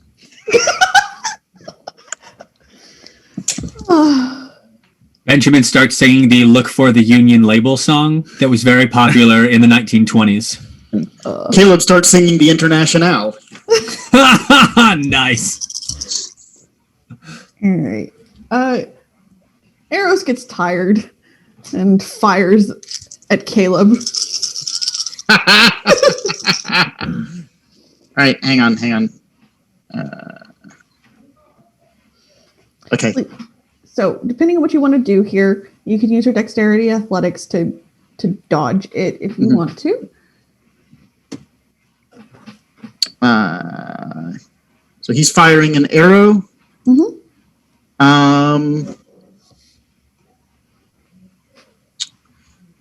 I think that I am going to spend a willpower. Okay. And his bowstring's going to break. Okay. Oh. And that's a knack. That knack. And it's a boon.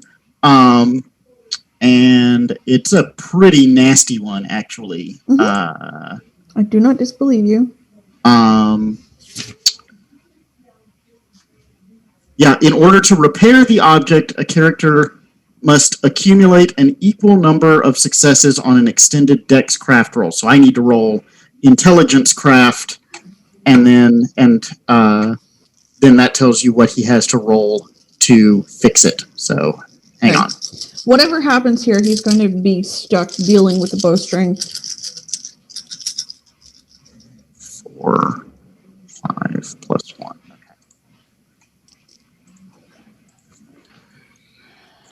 It will be a distracting moment anyways.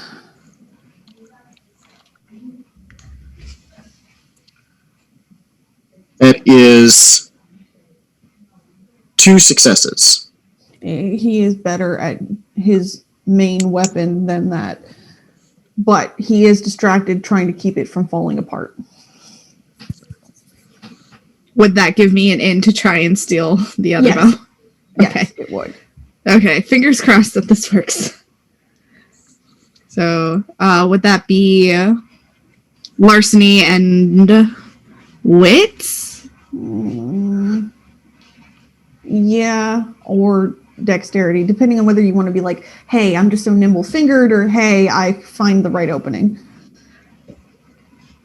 I'm going to use wits because I get 2 auto successes.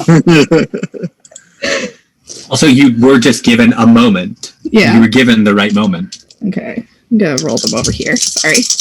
I need space.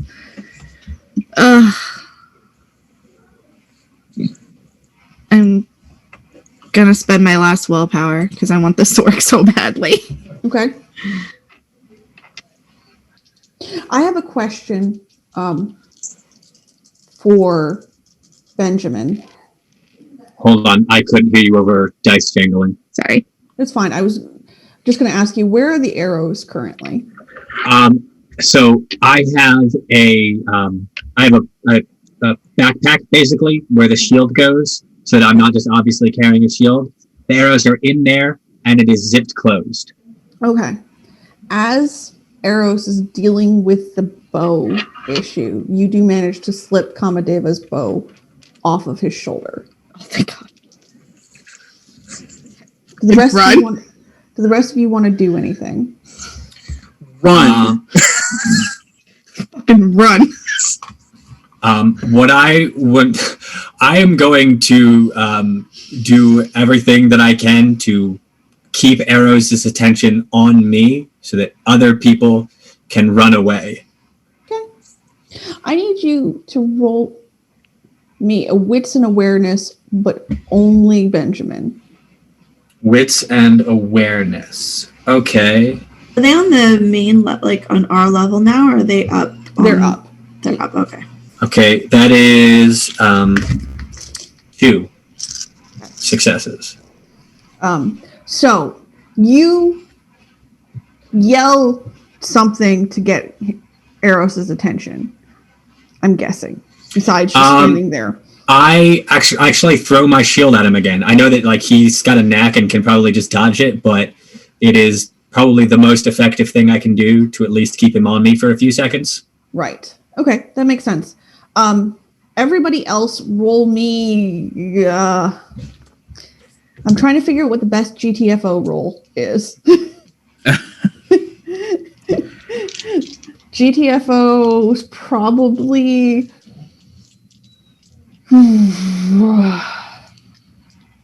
wits and athletics. Run the fuck away.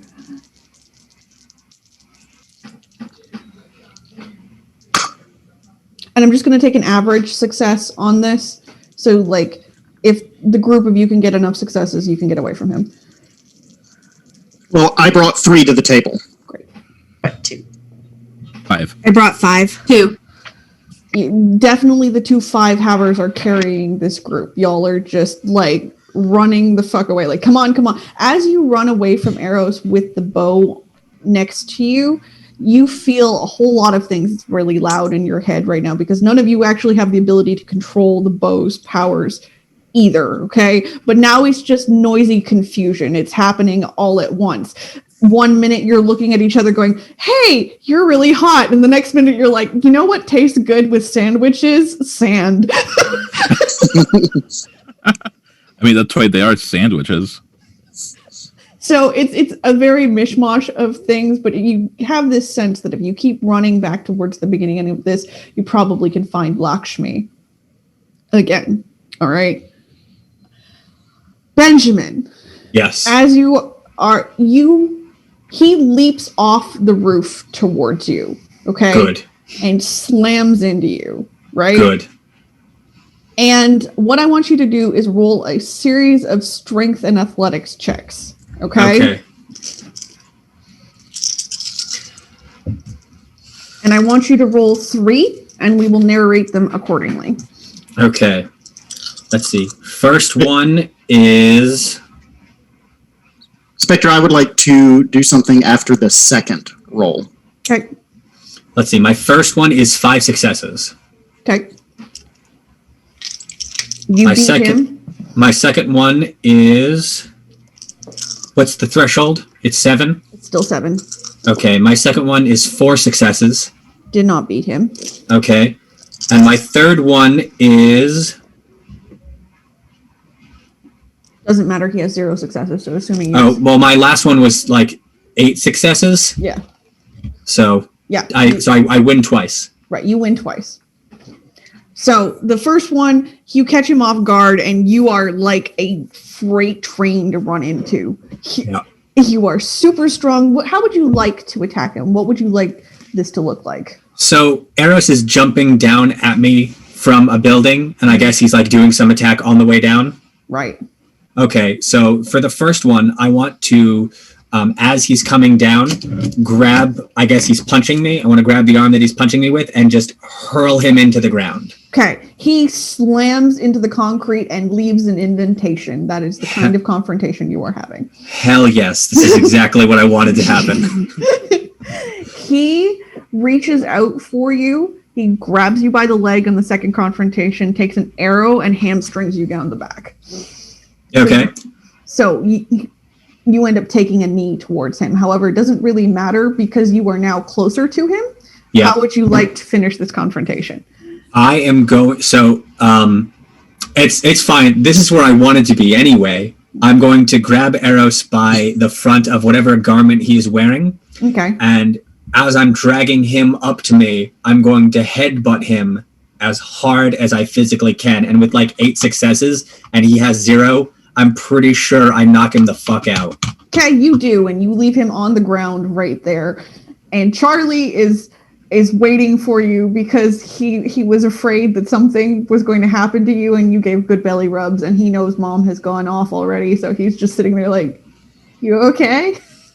I'm gonna leave Eros there. I am gonna take his bow. He doesn't get to keep this. It's my trophy. I won. Okay. I'm gonna grab the bow and Charlie. Okay. And I'm leaving. I'm gone. Okay. I don't need to be here anymore. I win. What did you want to do, Caleb?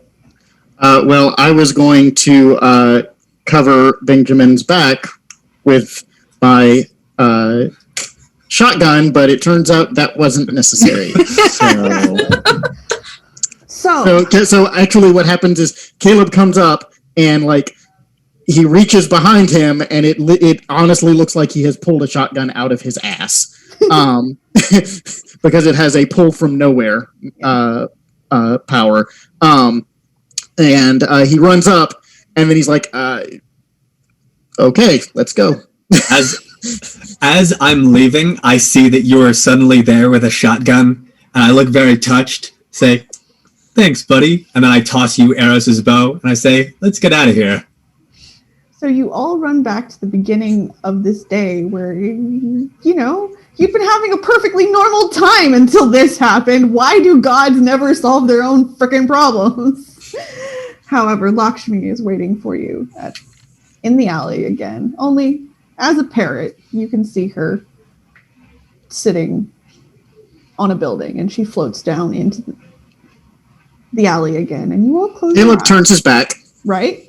And then the woman is waiting there and goes, I see you have been successful. It was a good day. I headbutted a god. A minor god, but a god. He goes, I'm proud of you, sweetie. Thank you. I will take the bow. I know it must be a burden to carry. Yes, please, thank God.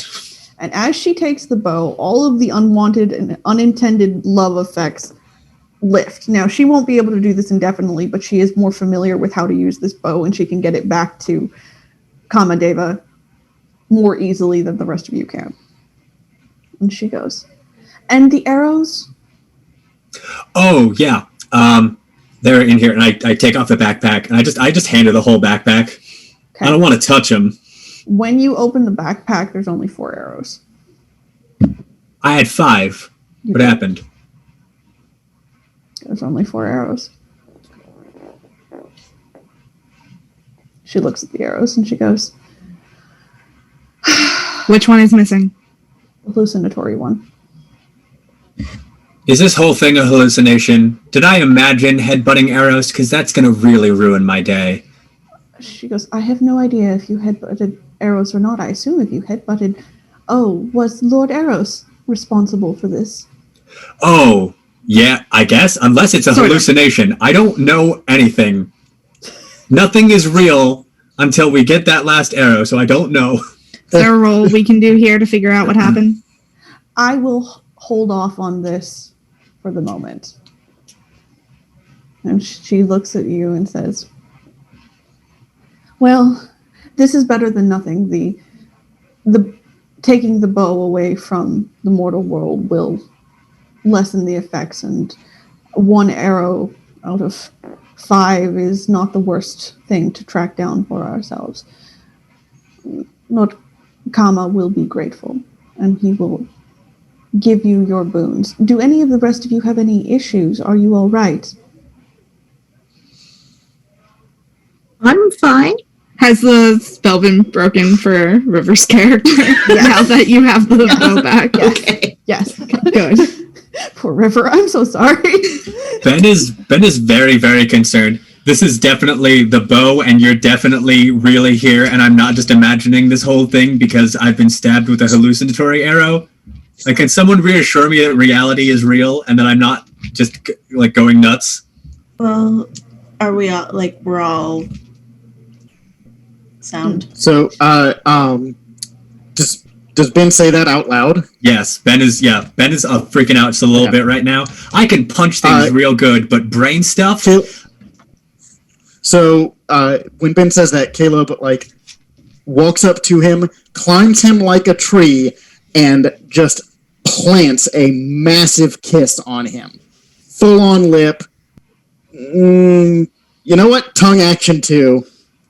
And when he comes up for air, he goes, so, was that real? Fucker? That's not a thing that I would ever imagine, so yeah, I guess that answers my question.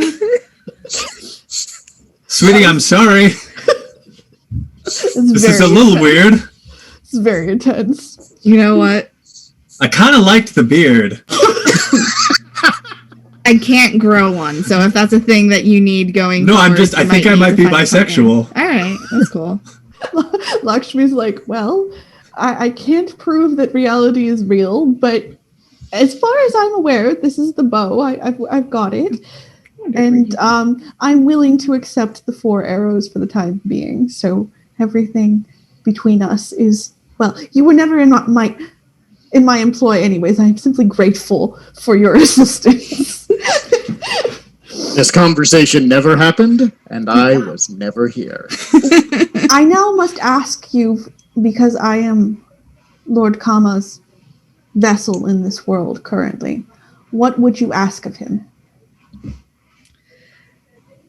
It'd be cool if our parents would stop trying to break up our marriage and try to kill one of us. It'd be super cool if Loki could stop. I don't know if this is a thing that Kama can do, but if Loki could stop trying to kill me.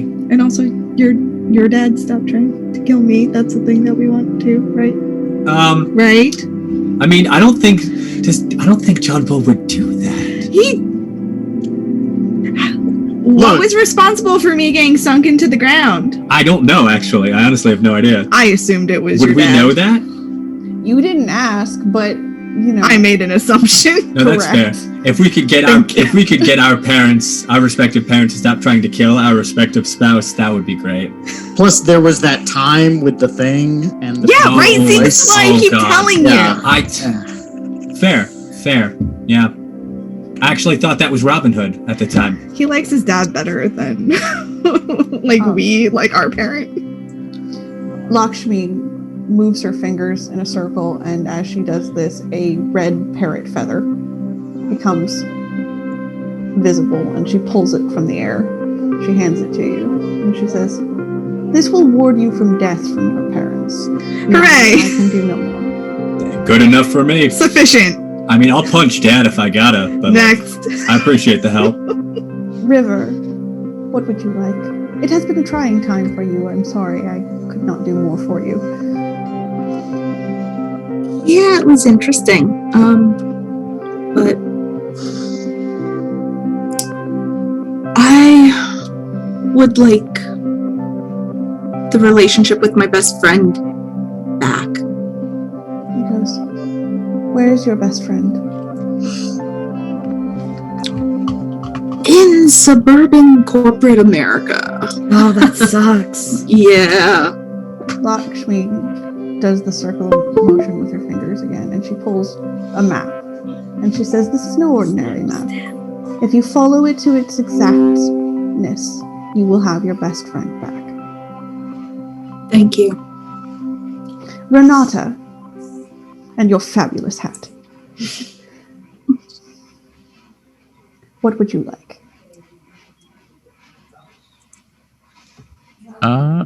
You know what? I think I'll go for what I always go for. I'll go for a good time, not a long time. Ah, I have something exactly. And she pulls one of the arrows out, and she does the finger flip again, and she pulls a small stone, and she stabs the stone, which you should not be able to do with this, into the arrow, and it glows for a second, and she hands it to you. And she says, as long as you wear this, people will be amenable to a good time, but not a long time.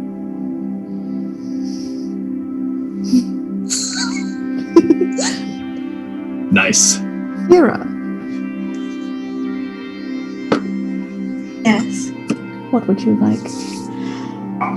I've kind of been suffering from compassion burnout.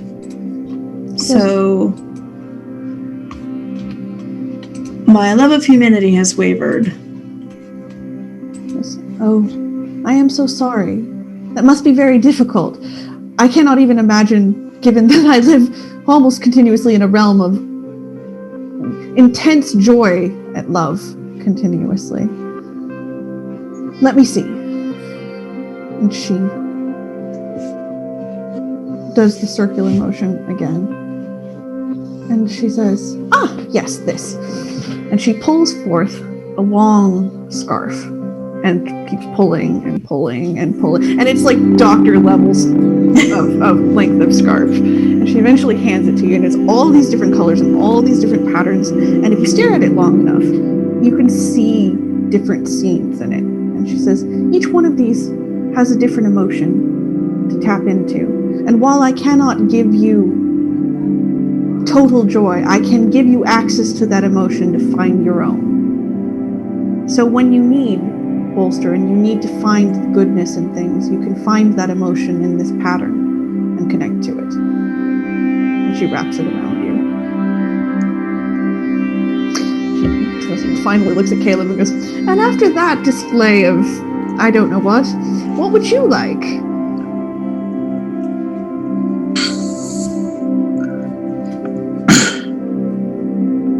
Ever since Loki came into my life, I haven't spoken to my dad. He says, I want my dad back. En's just crying. Just like openly weeping. There's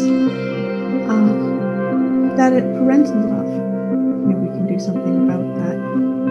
And she does the circle thing, and she pulls a pair of plane tickets. And she says, serendipity waits at the other end of this.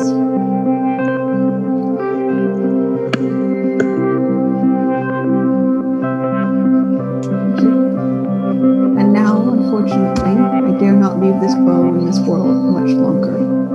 So if you would all, unfortunately, turn your back again, so Oh, yes, of course. and there's the rustled feathers, and she's gone. And Frid, and let's see. Yes, Frid and Caleb. In the back of your mind, you hear a cackling voice, and it says, "Thank you for the arrow. You did so well."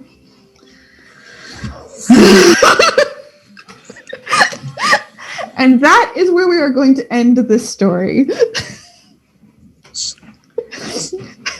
Hate him in real life. I hate him in fiction. Spectre, I'm going to need eventually a part 2 of this where I get to drop kick Loki. The classic absolutely two-shot syndrome. Listen. If I can just get a series of getting to punch gods, I'll punch all of our parents. I don't fucking care. In fairness, because it is a one-shot, you did punch Loki.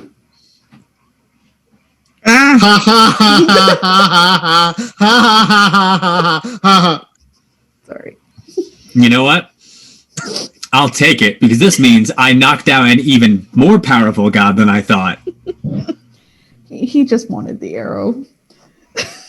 That's fine. I got to headbutt a trickster god. Who doesn't want to do that? Whoops-a-doodle. Anyways. Or did I? Thank you, everyone, for doing this with me. I really appreciate it. As always, we're going to let everybody do their outros and reintroduce themselves and any projects they want to announce. So I'm just going to keep going around. Rain and I'm so sorry about your luck, but you were beautiful. Thank you. My rolls were just horrible. Yes, I'm Rain, and you can find me on Twitter at ROHTIA1. Nothing much going on at the moment, but planning for this to be a big year. Yay! Yay. And now, because, of course, Velvet has stuck a mug in their face, I'm going to call on them. Oh, hey, I've been Velvet, Faye Fair. You can find me pretty much everywhere on the interwebs at OG Brown Sugar. Kind of a similar deal, not too much going on at the moment. You can find me on Deep Magic. For Deep Magic on Archive of Dragon on Friday evenings at Twitch, as well as on Critical Misses for Beyond the Twilight Road. And I'm also totally on board for just annual god-punching one-shots now. Corey. I'm Corey, or otherwise known as Unconscious Celestial, pretty much everywhere. Twitter, Tumblr, TikTok, Discord, everywhere. Also another fun person to follow on TikTok. Yes. Not a whole lot of huge projects going on, but I am a cosplayer, and hopefully I'll be able to do more content for that soon. So. Ooh. Paradox. Hi, I'm Paradox, and I don't have anything going on that's attached to that name because I don't use it for anything but streaming. I guest on Prince William by Night, and right now that's it, but I'm open to adding other guest stuff to my repertoire. Not really open to adding campaigns. So, but yeah, and I just got promoted to captain. Yay! Nice. MJ. Hi, I'm MJ Bradley Lestrange. I am a podcaster, writer, and apparently the person who does this. You can find me on several podcasts that you can find through certainpov.com. And also you can find me here every Friday at twitch.tv/Archives of the Dragon. Also, I want to add to that wonderful Mass Effect podcast, and we are all flailing about the legendary drop right now. So go listen to that, and then play the game when it comes out again. John. Hi, I'm John. You can find me mostly on TikTok at The History Wizard. It's where I spend most of my time and energy. You can find me my podcast, Jenna Story. We agreed to do this at That's Not Canon Network. You can also find me guesting on most other podcasts that exist at least once. I think I've been on pretty much all podcasts by now. Hey, you can't say that until you're a guest spurt on Mabim Bam. That's true. One of these days. Justin, Travis, you're both on TikTok. Just at me. I'm down. And I, as always, am Spectre. You can find me in most places on the internet as Spectre Elefet. I am also the storyteller for Deep Magic on this channel. So if you want to catch up with us, as several of my players have told you, you can catch up with us on Friday. We do Changeling content then. I am attempting to do at least one shot a month. And we will be doing some other content coming up that I've planned out. So hopefully, I'm really excited about all of that. Hope y'all are really excited about all of that. You can find most of our content currently on YouTube at Archives of the Dragon. You can follow the show at Arc of the Dragon. Oh yeah, you can subscribe and give us money so I can pay for Zoom and Photoshop. You can do that. Please do that. I'm just gonna be like shamelessly, please give me money. Like anyway. Oh, but what's your Ko-Fi? I hate you just a little bit. Anyway. It's been fun. Thank you for joining us on this wonderful romp of gods and mechanics and all of the chaos that can happen in those situations. Bye, guys.